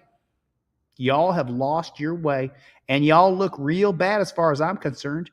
I tell you what, listen, I'm nothing but upset with y'all. And I don't want to be mean to you because you might be like that rare blue unicorn that's a good cop. Can't even say those words together 99% of the time. But I'll tell you what, as long as you got dirty jackboot thug pigs like Zans on your police force, you're in that loop with them. To continue this recording, press 1. To return to the main menu, press 8. Or if finished, press the star key and hang up. Thank you. Goodbye. Man, I'll tell you what. I'm just so damn. Cortland, what's going on, amigo? How you doing, brother? So Cortland Draney is a friend of mine in real life, and I started making videos that I would actually post online in 2020. And Cortland Draney was you remember Cortland? We went downtown I'll give you a little bit of backlog. So Cortland Draney and I went to downtown LA where there were protests for George Floyd. And I was downtown teaching young black men about Terry versus Ohio. This is before I realized that about 50% of them don't give a shit about what I have to say. They don't want my help. I'm just some Casper white guy coming in and they want nothing to do with me. Now, the other 50% really want to learn and hear this information. But I would say, if I'm just guessing numbers, about 1 out of 2 don't want me to tell them anything about the law. So, I learned my lessons the hard way. There is black supremacy on TikTok, and it's disgusting. I find black supremacy as disgusting as white supremacy. So with that being said, I know that when I go to talk to young black men, there's going to be a percentage of them who are going to reject me because I'm white. Oh, the truth, it's so hard to accept, but it's true. And so what I did is I went downtown with Cortland Draney to teach young black men who wanted to learn, that would be willing to learn from a light unmelanated brother like myself that would learn about Terry versus Ohio. And when I was downtown talking to young black men, teaching them about Terry versus Ohio, which has decimated the black community. Remember, cops can pull up and you're out on the street corner and all of a sudden you're up against the wall getting patted down. That didn't happen before 1968. Before Terry versus Ohio, you could have 10 black guys on the corner, cops could pull up and they'd be like, what's up? But now with Terry versus Ohio, they can throw you against the wall, pat you down, torture cuff you, put you in a cage, but you're not arrested, you're only detained. So Cortland and I went downtown and I was interviewing young black men, teaching them about Terry versus Ohio. I was talking to this young black dude, explained to him that Terry versus Ohio is the reason why they get to put you against the wall, put you on your knees, pat you down, do all this shit.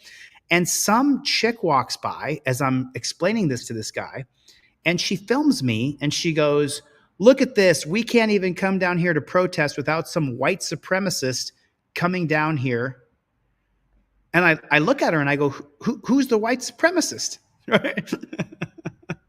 Apparently it was me. Apparently I was the white supremacist who was going down there trying to mess up her protest or whatever. Anyway, that's the history. And I kind of messed up the story because it wasn't, I was talking to this young black dude and then some wafy little white gay dude walked by. I was like, I don't know what he's saying to you, but I wouldn't listen to him. He looks like a cop. And then some black girl made a video about me saying that I was a white supremacist. That video got almost 3 million views. I made a video to follow up and my video went viral as well. So, and Cortland Draney was one of those guys that filmed that. And I'm just so grateful. It's good to see you, Cortland. I'm not sure exactly where you are right now in the world, but I'm super grateful that you are out there in the world. So that's where we are. When I see shit like this, it just makes my blood boil. Could you imagine being Tari Davis's mother or father or brother or sister, and they say, what happened? The cop ran up and shot me in the stomach in my own house. And what happened? They gave me a couple $100,000 and then the cop's back on duty. That's some messed up shit right there. Age restricted. What are you talking about? Ooh, this is a good one. I saw this the other day. This is a real good one. This one's vicious. This is vicious.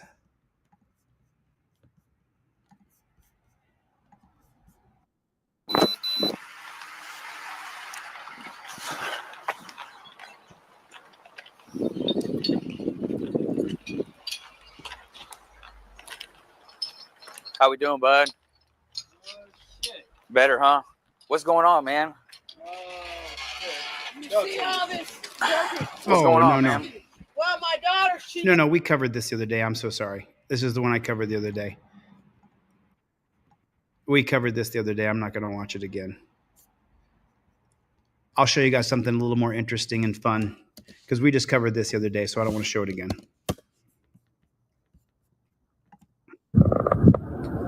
So check this out. This is pretty cool. They're out at the middle of nowhere in Michigan, and this guy takes a laser beam and shines it up into the sky. He sees a little white dot up in the sky. He doesn't know what it is, so he shoots a laser beam at it. Watch this.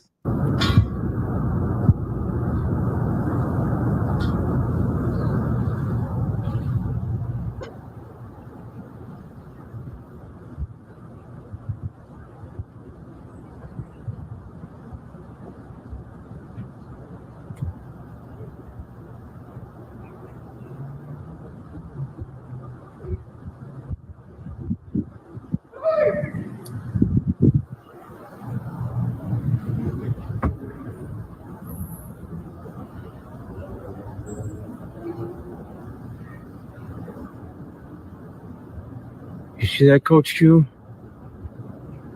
They're all over the fucking place. What the fuck?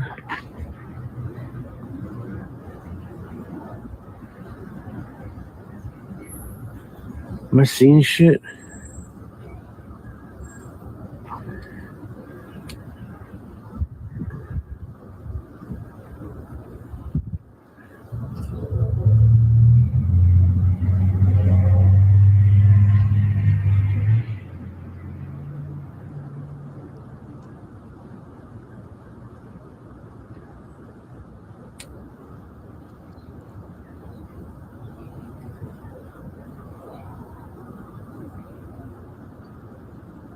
That's crazy.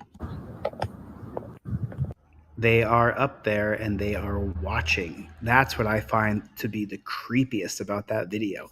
Dan Hanlon, what's up, Playboy? What is up, Playboy? So real quick, what I just did is I talked yesterday, and so what I did is I just sent so far, I think I can't remember, I haven't put it in community tab just yet, but I just sent Donnell Brown another $110 so that we can keep money on Don Newman's books. So that's the second. I think we did a little over 400 the other day. I've got the screenshots in here. I haven't put it in community tab yet, but I'm just going to keep on dripping her out money as she's in the dungeon in Ogden, Utah. So if you want to put up a nice thought and prayer for Don Newman, if you would, please, and Craig Hendry as well. But we have put some money on Craig's GoFundMe, so I think we're over $1,000 on that right there. You guys know how I'm always talking that we shouldn't have female cops? Because when you put female cops into a situation where they can get hurt by someone who's going to be violent, it does multiple things. If I'm on a team and there's a woman on the team, as soon as she goes, ee, then every guy wants to run in and help her. Me too. I'm chivalrous. I want to help. And then the second thing is that women are put in a position where they're supposed to be able to physically either take on or defend themselves from a full-grown man. And women, as we know, are not in a position to do that. So this video right here, and this is in San Juan. I'm not sure if that's San Juan, Puerto Rico. I'm not sure exactly where the video is, but this is a female copper right here, and this is a thug right here. So he's saying something to her. There's no sound on this. And she's saying, okay, now she turned right there. Do you see that? Because he's saying something to her. He's saying something to her, and she then turns sharply in a moment. And she only weighs about 100 pounds. Ready? There it is. She turned right there. Then he runs up to her. This woman hasn't done anything wrong. I'm not saying she's a bad cop. I'm not degrading her as a person at all. I'm not degrading anything about her as a human being at all. I'm saying she shouldn't be put in this position. And here's the reason why.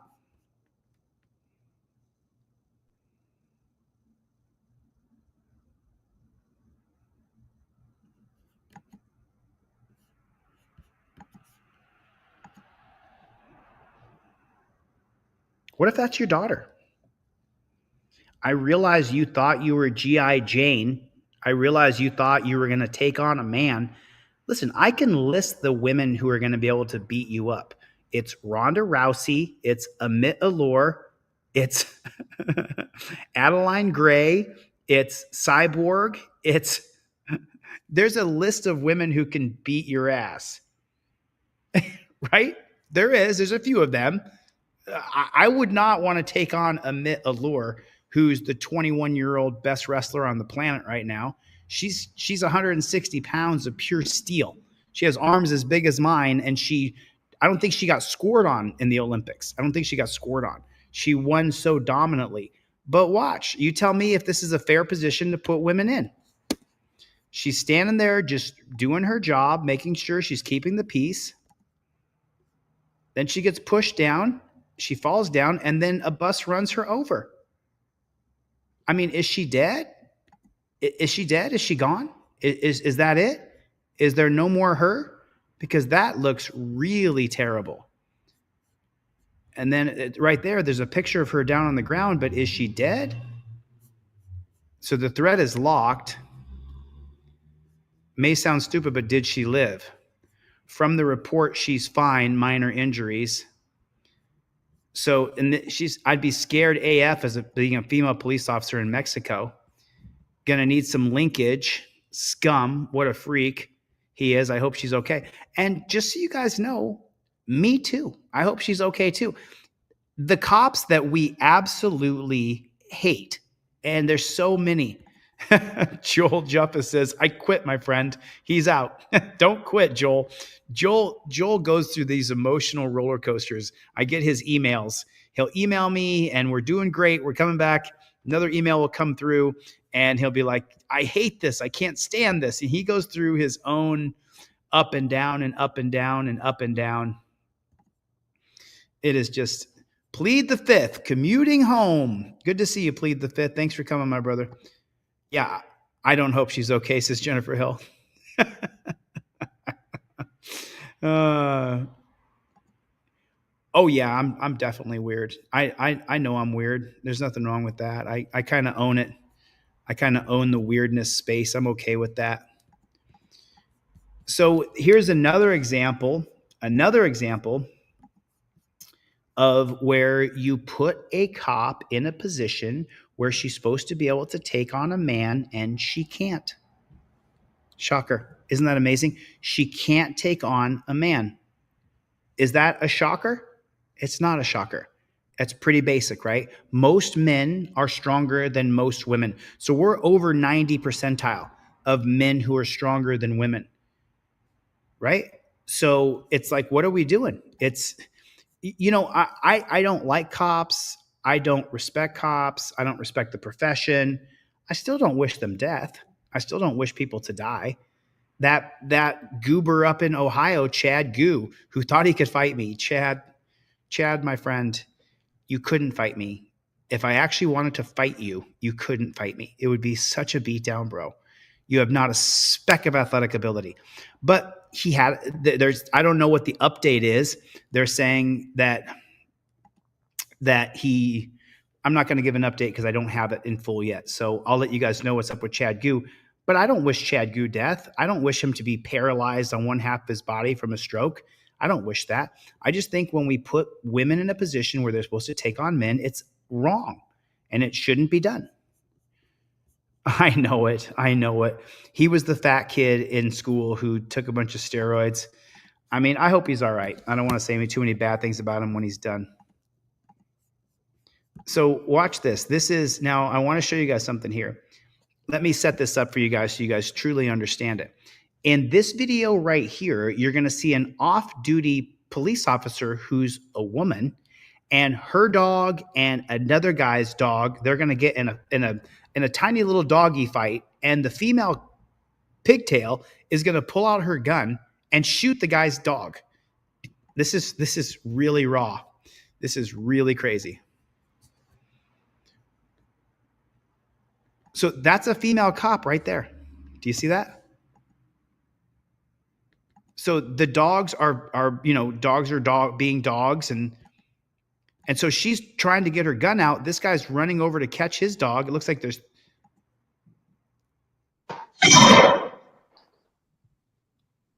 she shot and killed the other guy's dog because it was fighting her dog. Oh, come on, don't do it.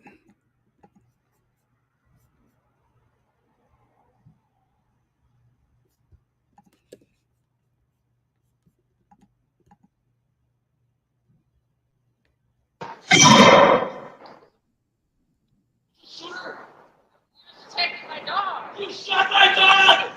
Why? I was pulling you all about time! And then the cop walks away. Oh, you fucking idiot! Why? You just killed my dog! Are you kidding me? She is a cop! Oh my god, you fucking idiot! Oh! Oh my gosh, you just shot me! Oh, fuck!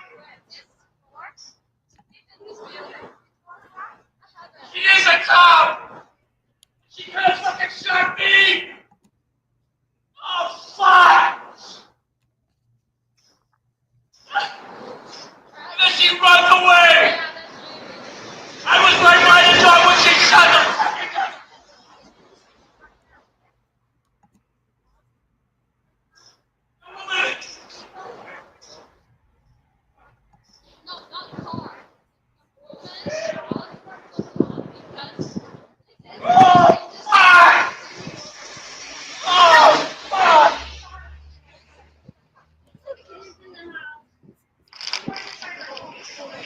She didn't even try to kick the dog. She just went straight for her gun to shoot it. Shot my dog! I was right by the dog!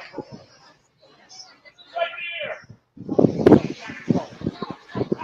My dog off of her dog!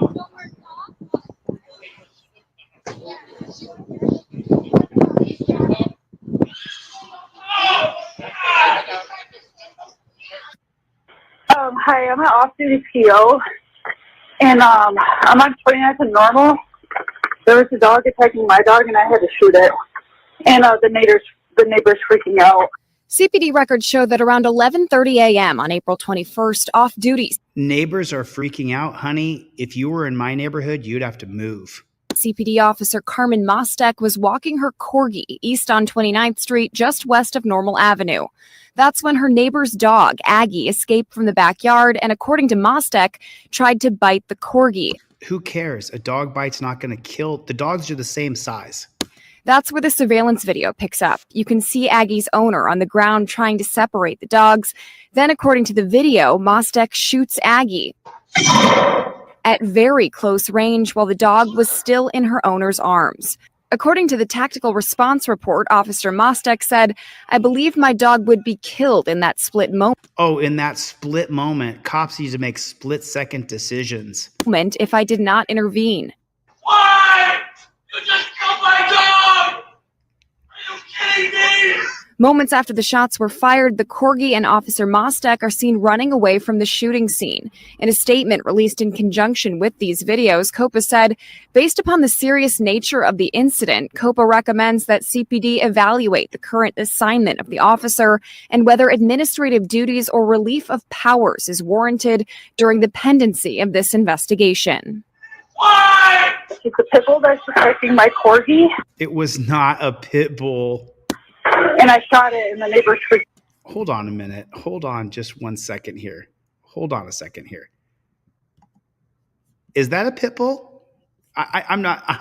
I'm not entirely sure.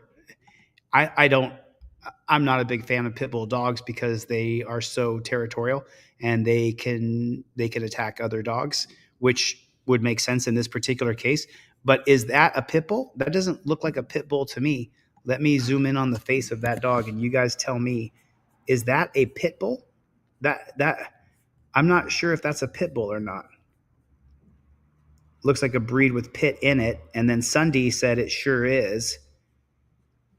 Oh, so that's a cattle dog, says plead the fifth. I always lie to save my ass.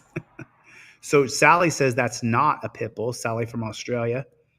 Mixed breed dog, has a little pit in it. Don't be a racist. Chicago cops love shooting dogs. There's an absolute fact right there. There's an absolute fact. So you think that's a pit bull? Okay. Let's keep going here. Mostek tried to bite. Moments after the shots were fired, the corgi and Officer Mostek are seen running away from the shooting scene. In a statement released in conjunction with these videos, COPA said, based upon the serious nature of the incident, COPA recommends that CPD evaluate the current assignment of the officer and whether administrative duties or relief of powers is warranted during the pendency of this investigation. Why? It's a pit bull that's protecting my corgi, and I shot it, and the neighbors freaking out. The dog's owner, who disputes that his dog is a pit bull, filed this lawsuit earlier this month against the city, CPD, and the officer in this case, saying... Okay, so it's not a pit bull. Mostek never tried to help separate the dogs before firing. Mostek shot Aggie to death without justification at point-blank range while Aggie was in the plaintiff's arms and the plaintiff was in the line of fire. Her name's Mostek. That's how you say her name, M-O-S-T-E-K. Mostek shot the Aggie. Range while Aggie was in the plaintiff's arms and the plaintiff was in the line of fire. Why? You just killed my dog! Wow. I mean, it does kind of look pity, but I don't think it's a purebred pit bull. I don't think it is. But I mean, let's go back to the most important part here, though. She should not be shooting dogs in the streets. Just because she's a cop doesn't give her a right to shoot dogs in the streets when she's not on duty and the dog's not attacking her. The dog and the other dog were having a fight. She didn't try to pick up the dog and pull it off. She didn't try to kick it. She tried to, and she did make sure that she killed that guy's dog, that she killed Aggie. And that's the reason why people are mad. You don't get just to go around shooting people's dogs. They'll investigate. I scrolled on the comments, but someone just said it. They'll investigate themselves and find no wrongdoing. Who put that in there? Showcase Audits is here. Good to see you, Showcase. Man, it's just so... who put that in there? Put your comment in there again so I can put it up on the screen. Chicago PD will investigate Chicago PD, and they'll figure out what their punishment is. She's probably going to get more money to go to more training. Just needs more training. That's all it is. More training. Put in the comment section. She just needs more training. That's all. So you guys remember the Arizona case where, what was his name? His name was McPinley. That was his name. His name was Tyrone McPinley, I believe his name was. McKinley, was that his name? But this channel right here, this is the cop-sucking channel in Phoenix. These guys, Larry Gatos, who's the biggest cop sucker ever, and Bruce St. James.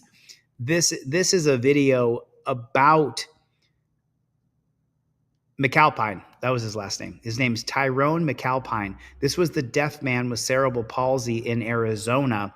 These two guys, unfortunately, they keep coming up in my algorithm because I watched a few of their videos from beginning to end. So they keep coming up in my put in the comment section, OTVO, overturn Terry versus Ohio. Put it in the comment section if you would for me, please.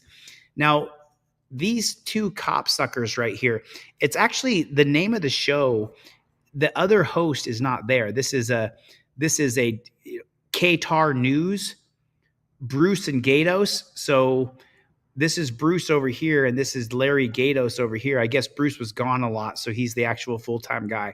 But listen to what they say about the shooting in Arizona, or about the wrongful arrest of McAlpine in Arizona. I need to remind you about the story that included a video. If the name Tyrone McAlpine means anything to you, this was the deaf and disabled man who surveillance and body cam video showed two Phoenix police officers jump on him. They mauled him, beat him, and tase him. By the way, throw him in jail. Stayed in jail for a while. Stayed in jail for a month. Yeah. Before this video came out, at which point charges were dropped. We talked to his lawyer, and nobody knew this. And right. The lawyer said, no, he was in jail. Well, how long was he in jail? 30 days or 20 days or something like that. Days. And you're like, oh my gosh. 24 days. By the way, still, I've not found a single friend of mine who is a cop, or, cops that we call on the show and get some feedback. Not a single one has told me this was okay. Not a single one. So there's multiple things that bother me with this. For one, we know it now. It was a case of, mistaken identity, or not even that. I don't think that's what it was. Well, they were the two police officers were in the process of trespassing a man from a Circle K. Yeah, they were taking a white dude out of the Circle K because he was being unruly. The white dude said, I didn't do anything wrong. It's the black guy across the street. That guy assaulted me. So then they cops, let him go. They did. Ran across the street. So in their car, they pulled out. Yeah. They stopped the car, and the one cop I guess said something from inside the car. And then in less than a second, they're on top of him and beating him. It was awful. Here's the problem I have. Here's the problem that you have, Bruce. Thank God, Bruce. I mean, Bruce, thank God you have a problem with them savagely attacking a man, driving up and jumping out and attacking him. Thank God you have a problem with it, Bruce. Thank God. You might have to get that cop stick out your backside, bro, for you to actually see straight because your eyes are crossing from the pain. With this also, Mr. McAlpin, the guy who got the crap kicked out of him. Yeah, and tased. Served and protected like nobody else. He was charged. He was charged, which is why he was in there, of felony aggravated assault on a police officer. Can I try and explain that? They lied on their police report. Or that. Like when you watch the video, the deaf man is flailing around. And the way that I saw it was he didn't even know who was attacking him. He had no idea. He wasn't looking at him. He had no idea who was on him. Right, when somebody jumps on top of him. Yeah. And so I think that all of us would have that exact same reaction if you're walking and then all of a sudden there's a guy basically on you. What do you start doing? It's fight or flight, man. So, predictably, Mr. McAlpin has filed a notice of claim, which is like a precursor to a lawsuit. Yeah, here's what the lawsuit entails. In the notice of claim, McAlpin's attorney is alleging that Benjamin Harris and Kyle Sue with Phoenix police filed false reports. McAlpin has cerebral palsy. His attorney says that his client has suffered severe physical, mental, and emotional pain and suffering. If the city does not respond to that notice of claim within 60 days, then a lawsuit could be filed. And so we're talking about $3 million? $3.5. $3.5 million. That you're going to pay. No, you're paying it. You're paying it. I'm not paying it. You're paying it. Yeah. We're the taxpayers all pay that. Paying it. So there's another thing that sticks in my craw. And this won't make my cop friends happy. And I've had this debate with them and I don't care. Why do I have to pay for their misdeeds? If you broke the law, you get your day in court. We'll go ahead and adjudicate this one. We'll show that video. Please put me on the jury. Please. We'll show that. You'll lose. Why shouldn't the police be the ones that pay that, not the taxpayers, the city of Phoenix? I wonder if there is a way that I can call into their cop sucking show. Is there a way, do you think? Let me do something here real quick. KTAR News. I'm just going to look over here. Real fast and see if they have a way to reach. They have an Instagram account, which is KTAR, KTAR News, and their KTAR News. So here's the thing. If you are a cop sucking channel, if you suck off the cops and say how great these dirty maggots are, well, you can have an Instagram account. I've had millions of followers deleted from Instagram, millions of followers deleted from TikTok, millions of people deleted from my channels, my full channels deleted. My YouTube channel got deleted last week, the one we're watching here, Delete Laws. But if you're a cop sucking channel, these guys got 10,000 subscribers on Instagram. I've only got 8. I had 25,000 on Delete Laws before they shut that one down. It's just continuous. They just keep on. If you hold government accountable, your accounts keep getting shut down. I wonder if the social media companies are working with the government. What do you think? What do you guys think? Can you guys do me a favor and answer that question for me? Are the social media companies working with the government to silence your voice? I mean, and this is probably a good short for the editors if you guys want to cut this. Let me ask you guys a question. I want you to put your comments. Let me ask you guys a question. I want you to answer the question in the comments. Are the social media companies working with the government to silence your voice? Are the social media companies working with the government to make sure that your cop video doesn't go viral? Is that happening to you? Are your videos being deleted or being censored for no reason? Is that because the social media companies are working hand in hand with the government? I wonder if that's what's happening. I just don't know. I'm just not sure. Make it come out of their. I tell you what. Make it come out of their pension. How's that? I don't think that's the deal. I don't think that's what they signed up for. The city, but there's no downside.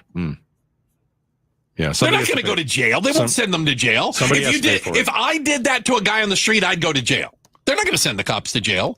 It's not coming out of their pocket. They're not going to pay anything. That's not necessarily true. That's not true that they might not go to jail. I don't know that for a fact. I don't think so. Well, there's no charges against them yet. They're still investigating. It's disgusting. Listen, they jumped the guy. That's the easiest way for me to say it. They jumped the guy. I don't know why they did it. And you know me, I start on the side of the cops every single time. And as soon as you see, because I think they have the toughest job in the world, as soon as you see this video, you can watch it a couple different ways, couple different angles. It doesn't get better. It gets worse. Yeah. It gets worse. And you've got to just think, what in the world were they thinking? Why would you do something like that? Bad cops. Yeah. And the good cops that covered up for them are bad cops. And the cops that saw that video and then read their police report and said, I don't see anything, bad cops. Okay, keep going. You got a couple more levels to go. Keep going, Bruce. You can't cover for bad cops and call yourself a good cop. Bruce, you stopped. I'm so sorry for interrupting. This is a reaction video, but you stopped, Bruce. You stopped. Let's see. Ready? Bad cops. Bad cops. Yeah. And the good cops that covered up for them are bad cops. Okay, Bruce. Okay, you're on the right track. Now let's keep going. Keep going up the chain.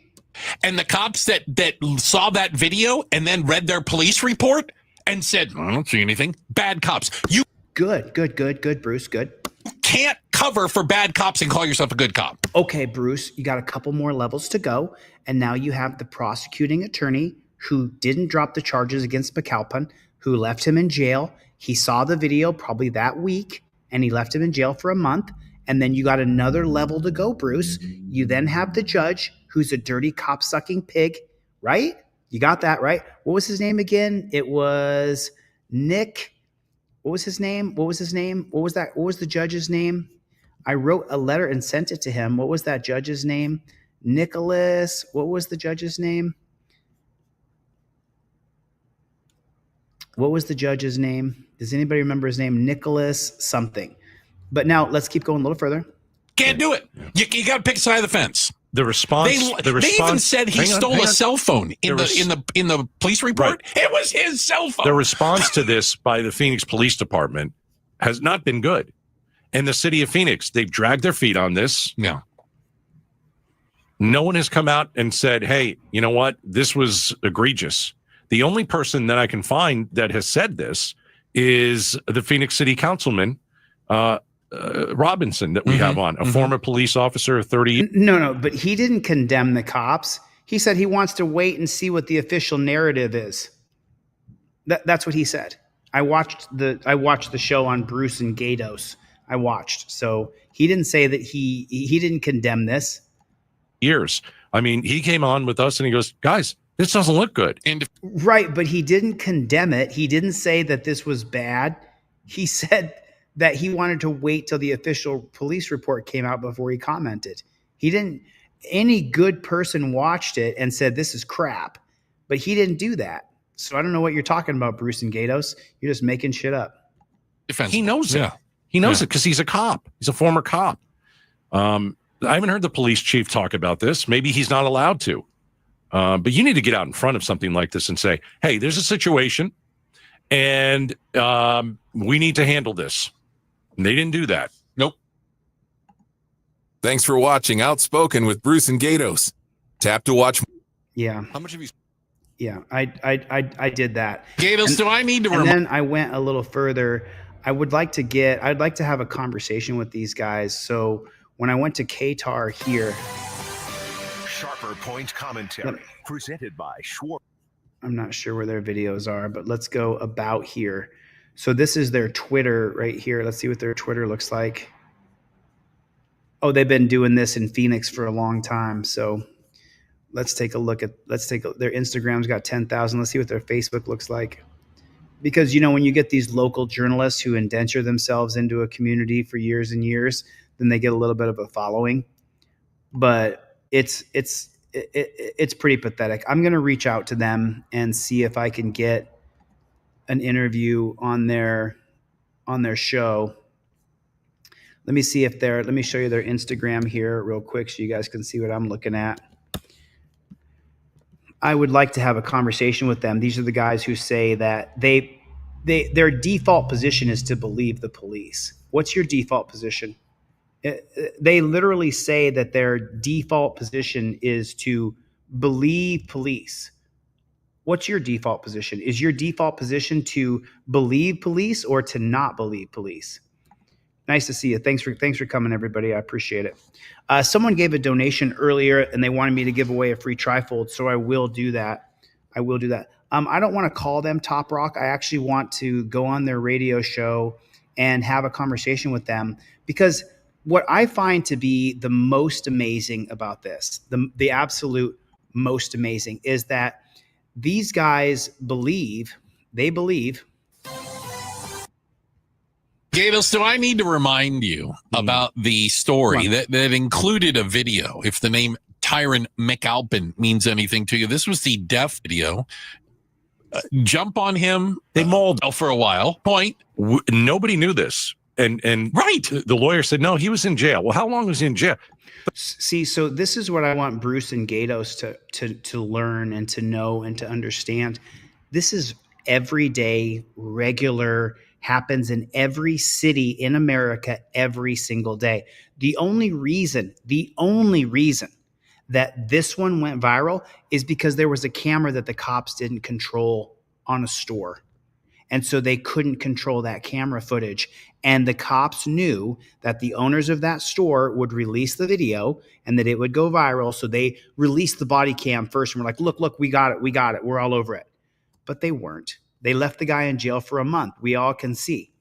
So I'd like to have a conversation. I'd like to have a conversation with them and have a conversation with Bruce and Gatos. And listen, I'll be nothing but respectful. I won't call them cop suckers. I'll let them know that people call them cop suckers, that if your position is to drop down and suck off the cop and believe him first, then you're prejudiced.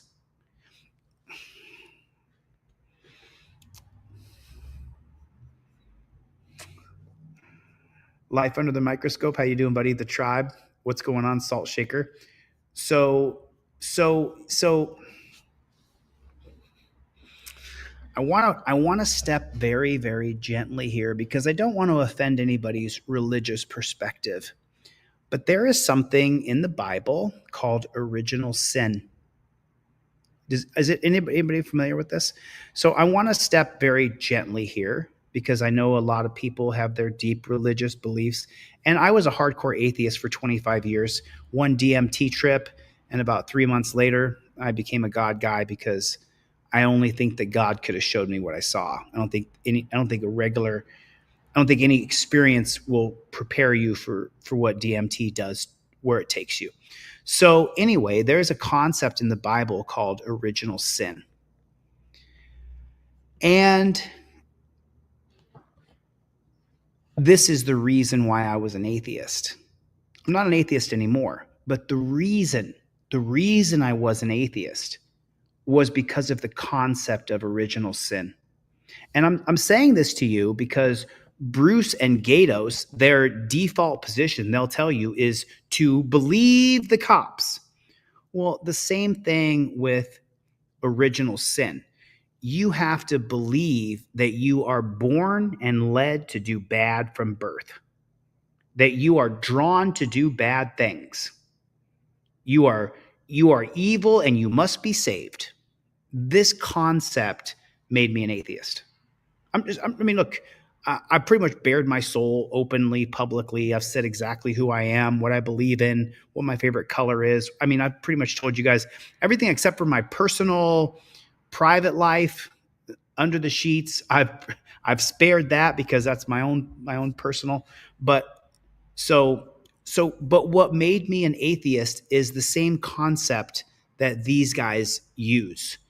Original sin says that you are born a sinner and that the only way for you to get to salvation is through your belief and faith in Jesus Christ. Now, if you guys have a different opinion or a different perspective than that on the Bible, I've read the Bible, Old Testament and New Testament. I've read most of the Torah. I've scanned the Quran. I've read the Book of Mormon. Okay, so I've done my diving. The idea that these guys have that believe cops first is the same idea of original sin, that you're born a sinner. Well, that if you're going to believe cops first, then you're biased. If you believe that you're born a sinner and you're bad from birth, then you don't have free will. And this is my cross in the road.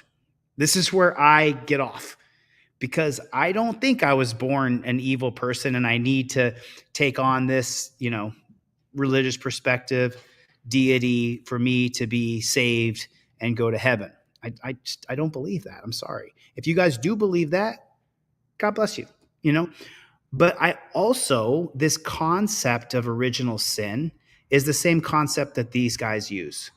Believe cops first and let them be proven wrong first. Well, then if you go with that concept, then cops are good. Most cops are born to do good. Cops are led to be good. And I don't believe that. I also don't believe that people are born evil, though, either. So the cross in the road for me is where we have to take this absolute idea and say that this is the truth. It was in the book. It's what made me an atheist. And I was able to leave atheism and find my belief in God because I was touched by God. That's why. But it doesn't have anything to do with I read a book or I went to a church or anything like that. As a matter of fact, it's really hard to get me to go to any kind of church because so many different perspectives out there of what Jesus is, what God is, what Muhammad is, what Buddha is, all these perspectives. And so for me personally, I think that everybody is an individual. I definitely think that there's some sort of ultimate creator. There's something that created us. God, Jesus, Muhammad, whatever you want to call that. You go ahead and call it whatever you want. I'll call it Yahweh. I don't even know if that could mean something else. Do you know what I mean? So I'm not qualified to tell you what God is. I'm not qualified to tell you your belief in Muhammad or Jesus is right or wrong. I don't have those credentials. I've never died and came back, so I don't know. I just don't like the idea that cops are good and I'm going to side on the side of cops. That's the same idea that made me an atheist. My whole family's Catholic, and I was an atheist. So it really pushes me back. So, for example, I would say, I'm gonna say that the heathen here, because he has that name, then he must be led to be bad. That's their position, and I just don't. All praise to the Most High. That's where I'm at. Thank God for my life. Thank God for your life.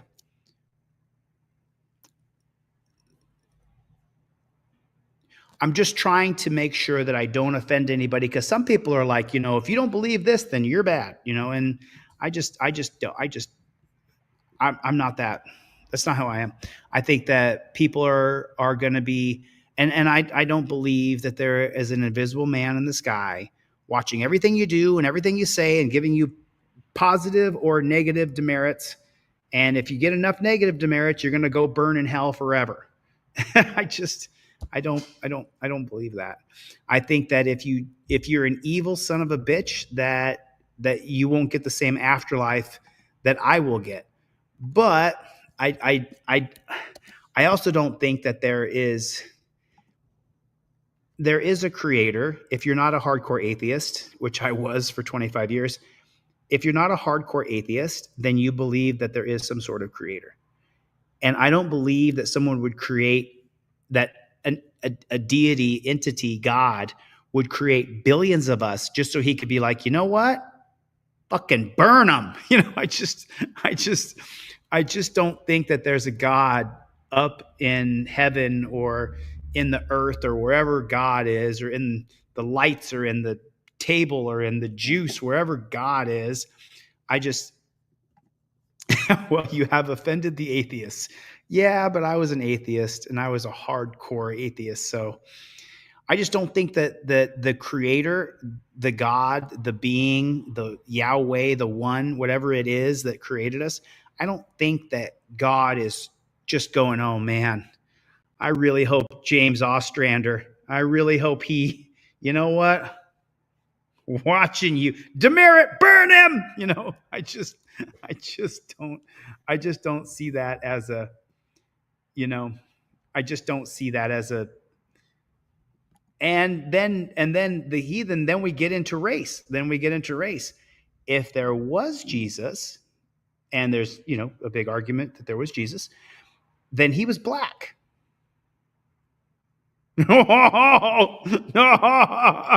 Boy, this conversation's going off the rails. I better get the flock out of here before someone gets mad. And they're like, I hate chili. All right, so let's check this out. Now, from my perspective here, but I'm going to get on that show, Bruce and Gatos. Love the new chili pepper. There's nothing new about me. I'm just trying to make sure that I don't walk people into jail. That, you know, we were created in our own image. That's interesting. Charlie Bear is back. He is 95% back.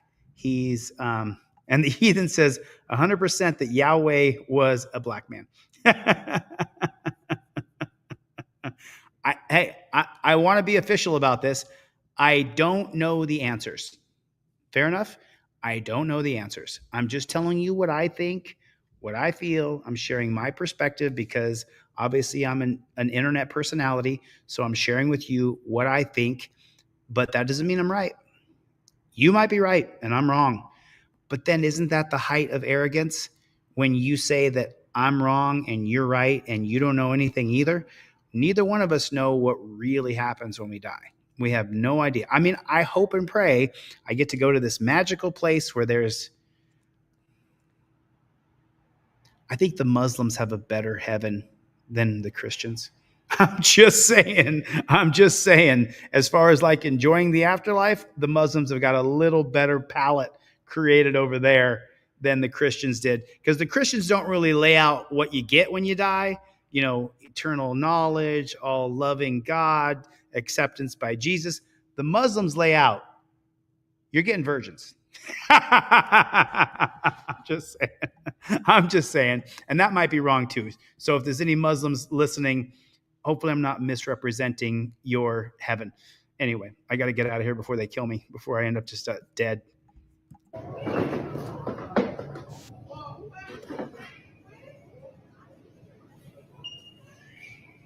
Where's Chevy? Chevy, where are you at?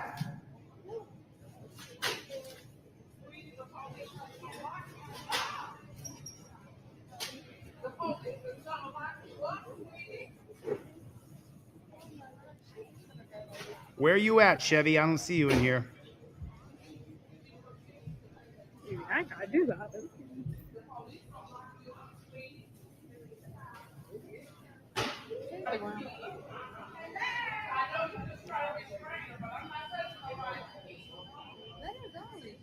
What do you mean let her go? Do you hear that woman in the background saying to let her go? No, stop her. You're bigger and stronger. Physically stop her from smashing things in the store. Stop her. So let me ask you a question. If it was you, I saw Chevy yesterday in BZ Watchdogs chat or in Michael Eline's chat. Where are you, Chevy? Where are you? Nice to see you, Duad. Nice to see you, Duad. Anyway, so I just want to ask you guys a question. Yeah, where is Shock Professor, Scrubzilla, Jeff Hates Pigs? Where are you guys? Scrubzilla, where are you at? Shock Professor, where are you? Where is Jeff Hates Pigs and where is Chevy? We are missing, and we're also missing Jessica Kirstad. I didn't see Danelle Brown in here tonight. I saw Rights On. We're missing somebody. Chevy's sleeping, but the Gimp's asleep. I guess you're just going to have to wake him up. Chris Beaumont is here. Nice to see you, Chris. It's the first time I've seen your name tonight. KT is here. The Heathen is here.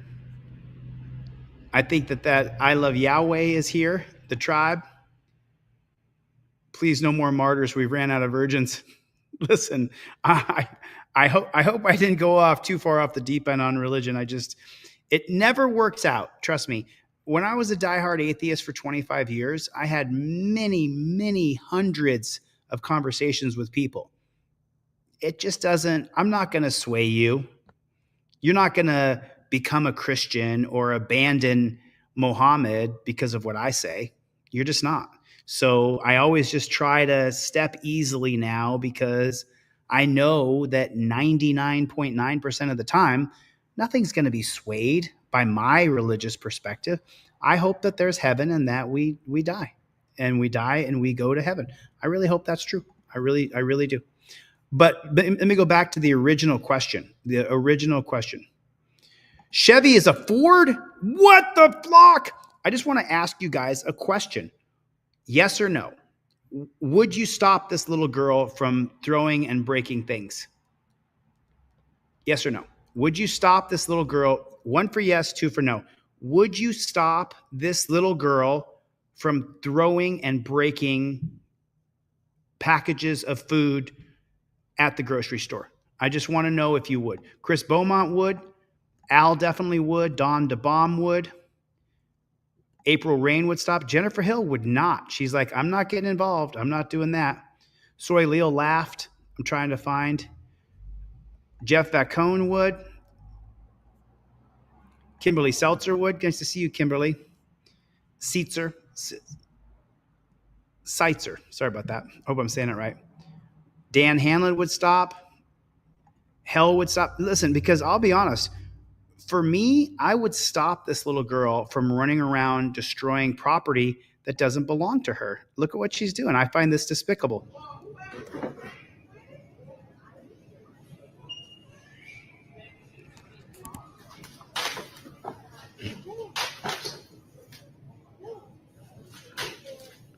I don't think I would beat her or spank her because I don't beat or spank my own niece or nephews. I would definitely let her know I'm going to stop her, though, and I'd pick her up and hold her by her wrists.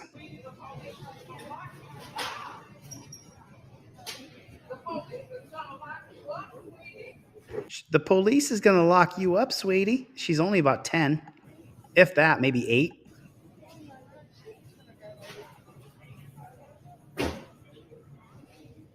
Dude, this is just... I do that.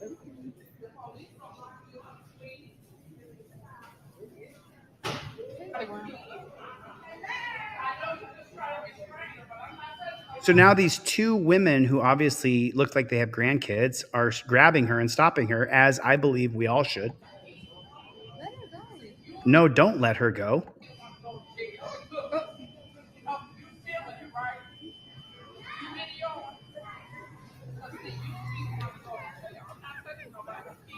She could do all the freaking out she wanted. I would still hold her and stop her. And she's going, this woman's walking around going, I ain't touching nobody's kids. Well, if you don't touch your kids, somebody else is going to have to, honey. You better touch someone's kids. Well, yeah, but because, and this woman right here, this woman is the reason why society is ruined. If you see a little kid doing that, stop her. I'm going to. You do what you want. I'm not going to watch that in front of me, especially by an 8-year-old kid. That's just, I'm not going to watch that happen. And she's like, I ain't going to touch nobody's kid. Well, you're a dumb shit, lady.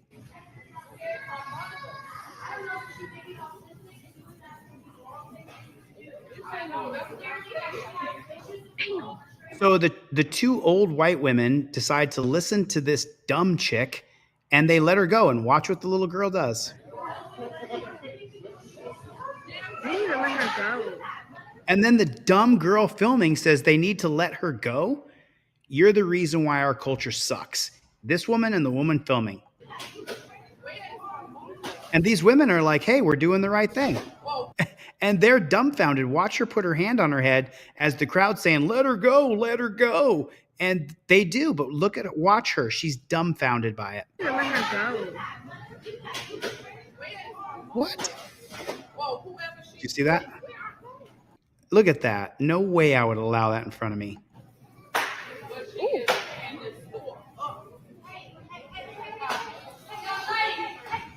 You know, don't yell at her. F you.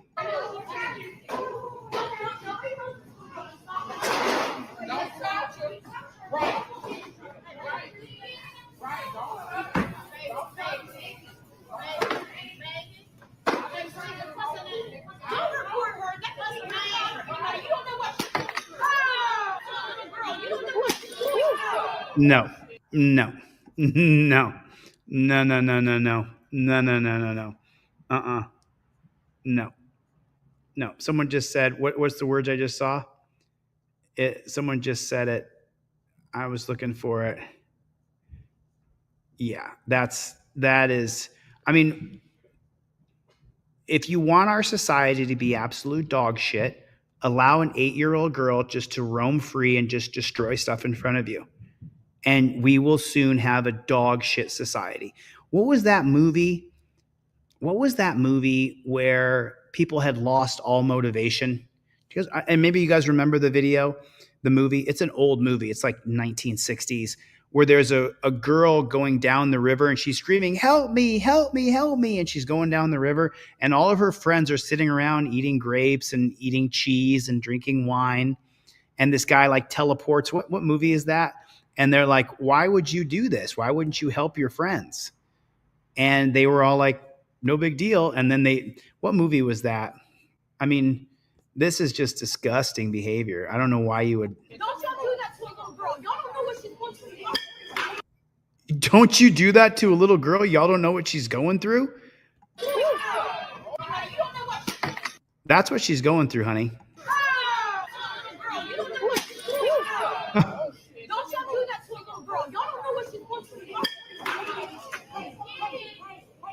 No, grab her. Look at that.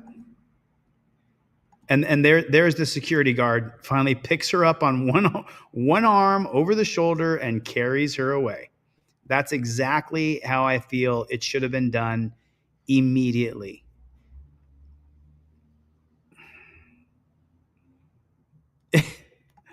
Yeah, well, I would have fought him, but I couldn't pass a physical because my blood pressure was out of control at that time. So it's like, yeah, I mean, imagine what she's going to be like when she's 16 years old. Like that kind of behavior is just, it's atrocious. It's an embarrassment to American society that we have allowed this to happen. Let's see some of the comments here real quick and see if there's any information here. Let me open this Bad Chicken Big. Let me just see if there's any comments on this and what happened here. Don't record her. Don't touch her. Let me get in her face and tell her to calm down. That's how I can fix it all. Child needs some serious help, but first find the parents and charge them for everything that's been broken. My favorite part of what you said is charge the parents. That's just disgusting. I liked Rehome. Oh, man. Man. Wow. I'm just trying to see if there's any 151 man finally restrains her to end her madness. No, don't you do that to a little girl. Yeah, just let her keep smashing bottles and making a hazard for everyone. Yeah, let her destroy everything. Because we don't want to mess up her mindset. We don't want to hurt her feelings. The people defending the kid in the video are infuriating and what's wrong with the world. Here's what should have gone down. Step 1, someone snatch that kid. Dude. Right there. Step 1, grab that kid. When you cross somebody's arms across their body and you put their wrists on the other side of their neck and the other side of their waist, and they're like this, they can't stop you. It's impossible. You can't stop anybody if they get your wrist wrapped behind you. Unless you've wrestled for 20 years, you're not getting away. Once you're in that position, it's over. Sorry about that. Someone snatched that kid. They ain't big. Just grab them by the arm. Don't hurt them in the process. Any of these adults could have easily overpowered. Step 2, take the kid away from the customers and have a few adults there standing, keeping guard from breaking stuff. 3, notify the police and try to find the child's parents. 4, press charges against the child's parents and sue for damage. Step 5, police should definitely follow up the investigation and find out if some abuse is going on at the home, because this is not normal behavior. This is it's just where you can make excuses. Probably seen her mom do the same thing before. That's probably the chick in the black can F right off. Don't touch her. Don't film her. No, she needs to be held till the police arrive. I don't know if it's somebody needs their dad. I don't know how to tell you this. Oh man. Anyway, I don't know. I don't think it's right. I don't think you should be able to do that. I think that if you are a good, upstanding citizen and you love your community and this country, you should. I mean, I've already said it. If I see someone ripping the store off in front of me, if I'm at Target or Walmart or Ralph's or Safeway or Speedway or 7-Eleven, if I go in and I see someone just grabbing stuff and putting it in their pockets, if I have any kind of backup in that room, and if there's only 1 or 2 of them, I'm putting the guy on the ground. I'm putting him on the ground real quick. It's going to happen real fast because they're not going to see me coming. I'm going to come up from behind and slam them, and it's going to happen real fast because I'm not 22 anymore, so I have to fight the best way I can to win.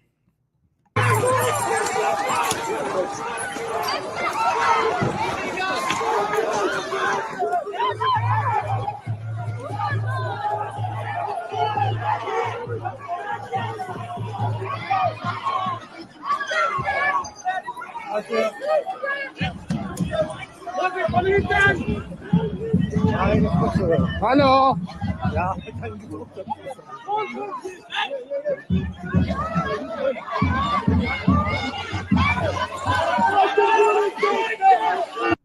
Could use a little bit of Jesus.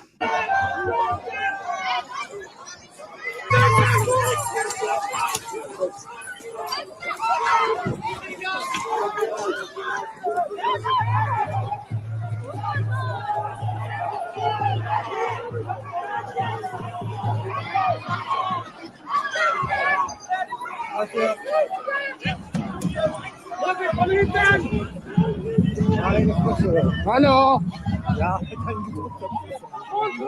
Nothing like Nazis, huh?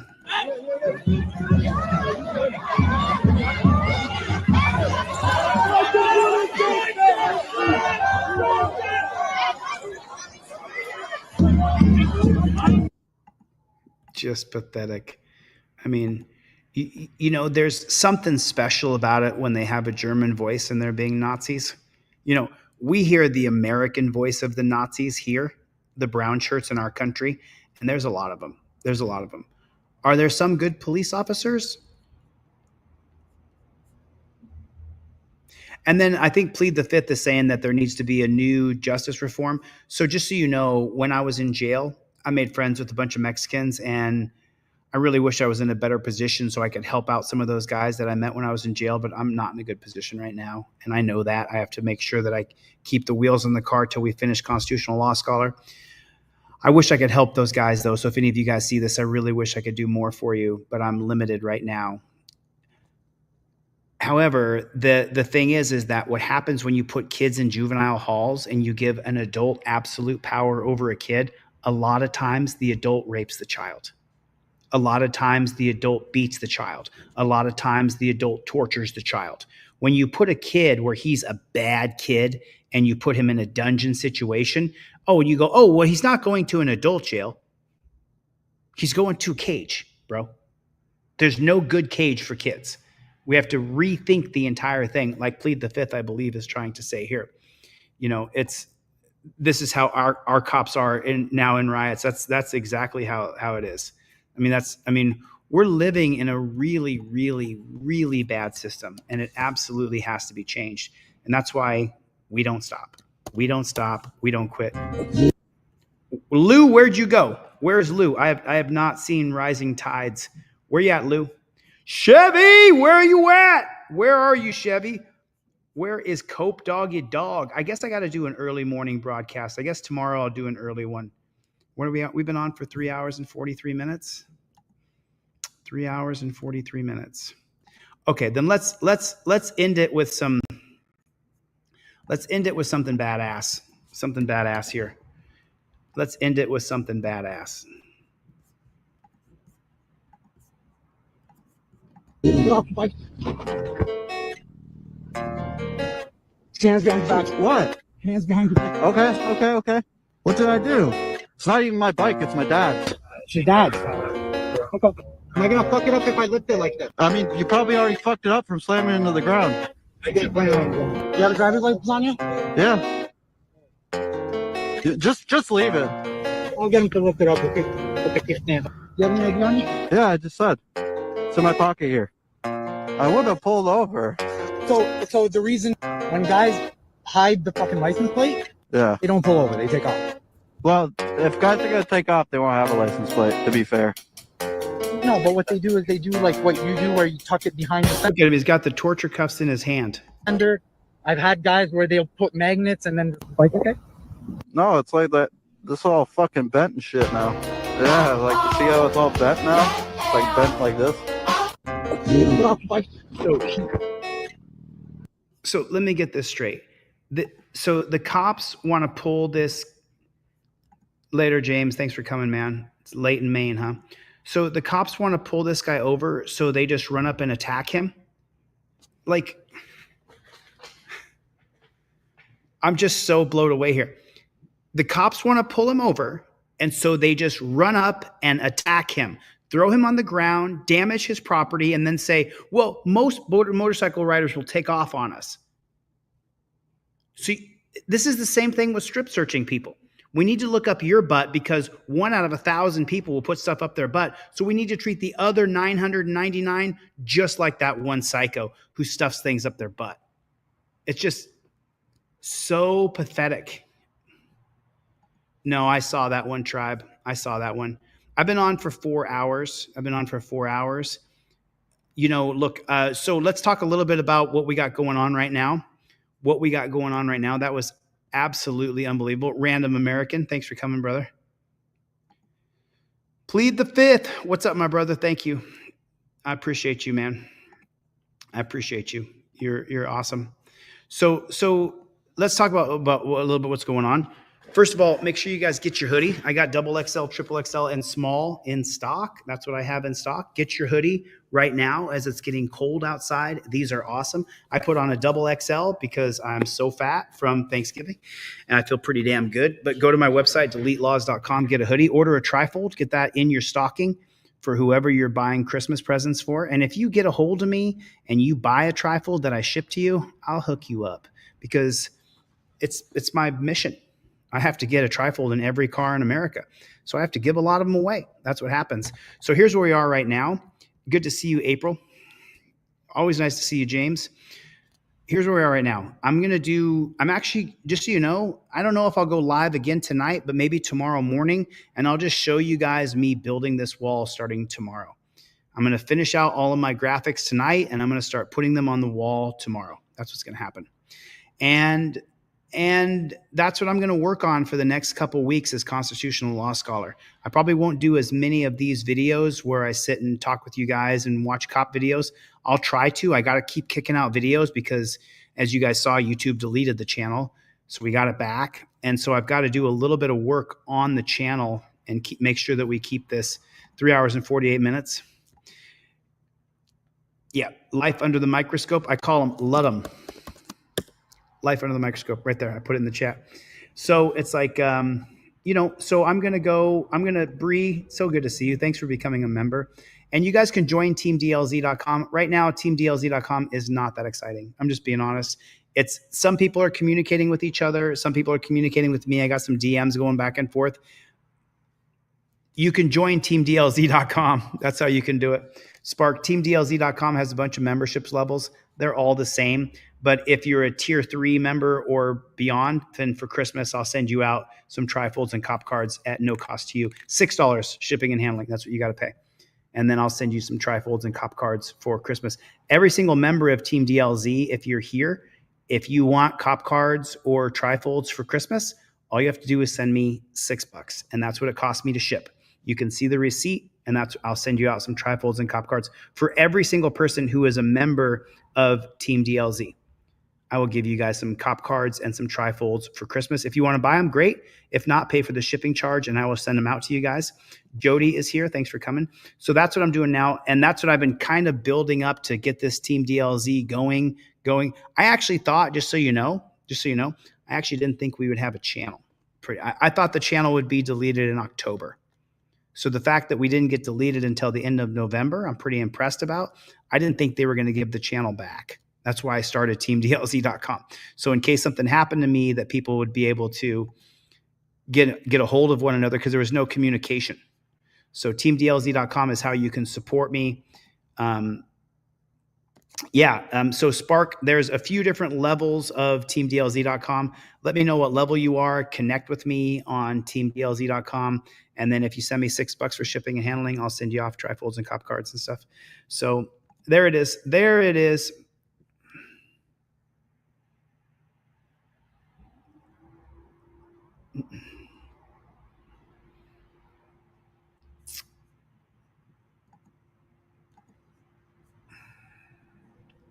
You know it, brother. I'm glad you got it, Jason. I'm glad you got it.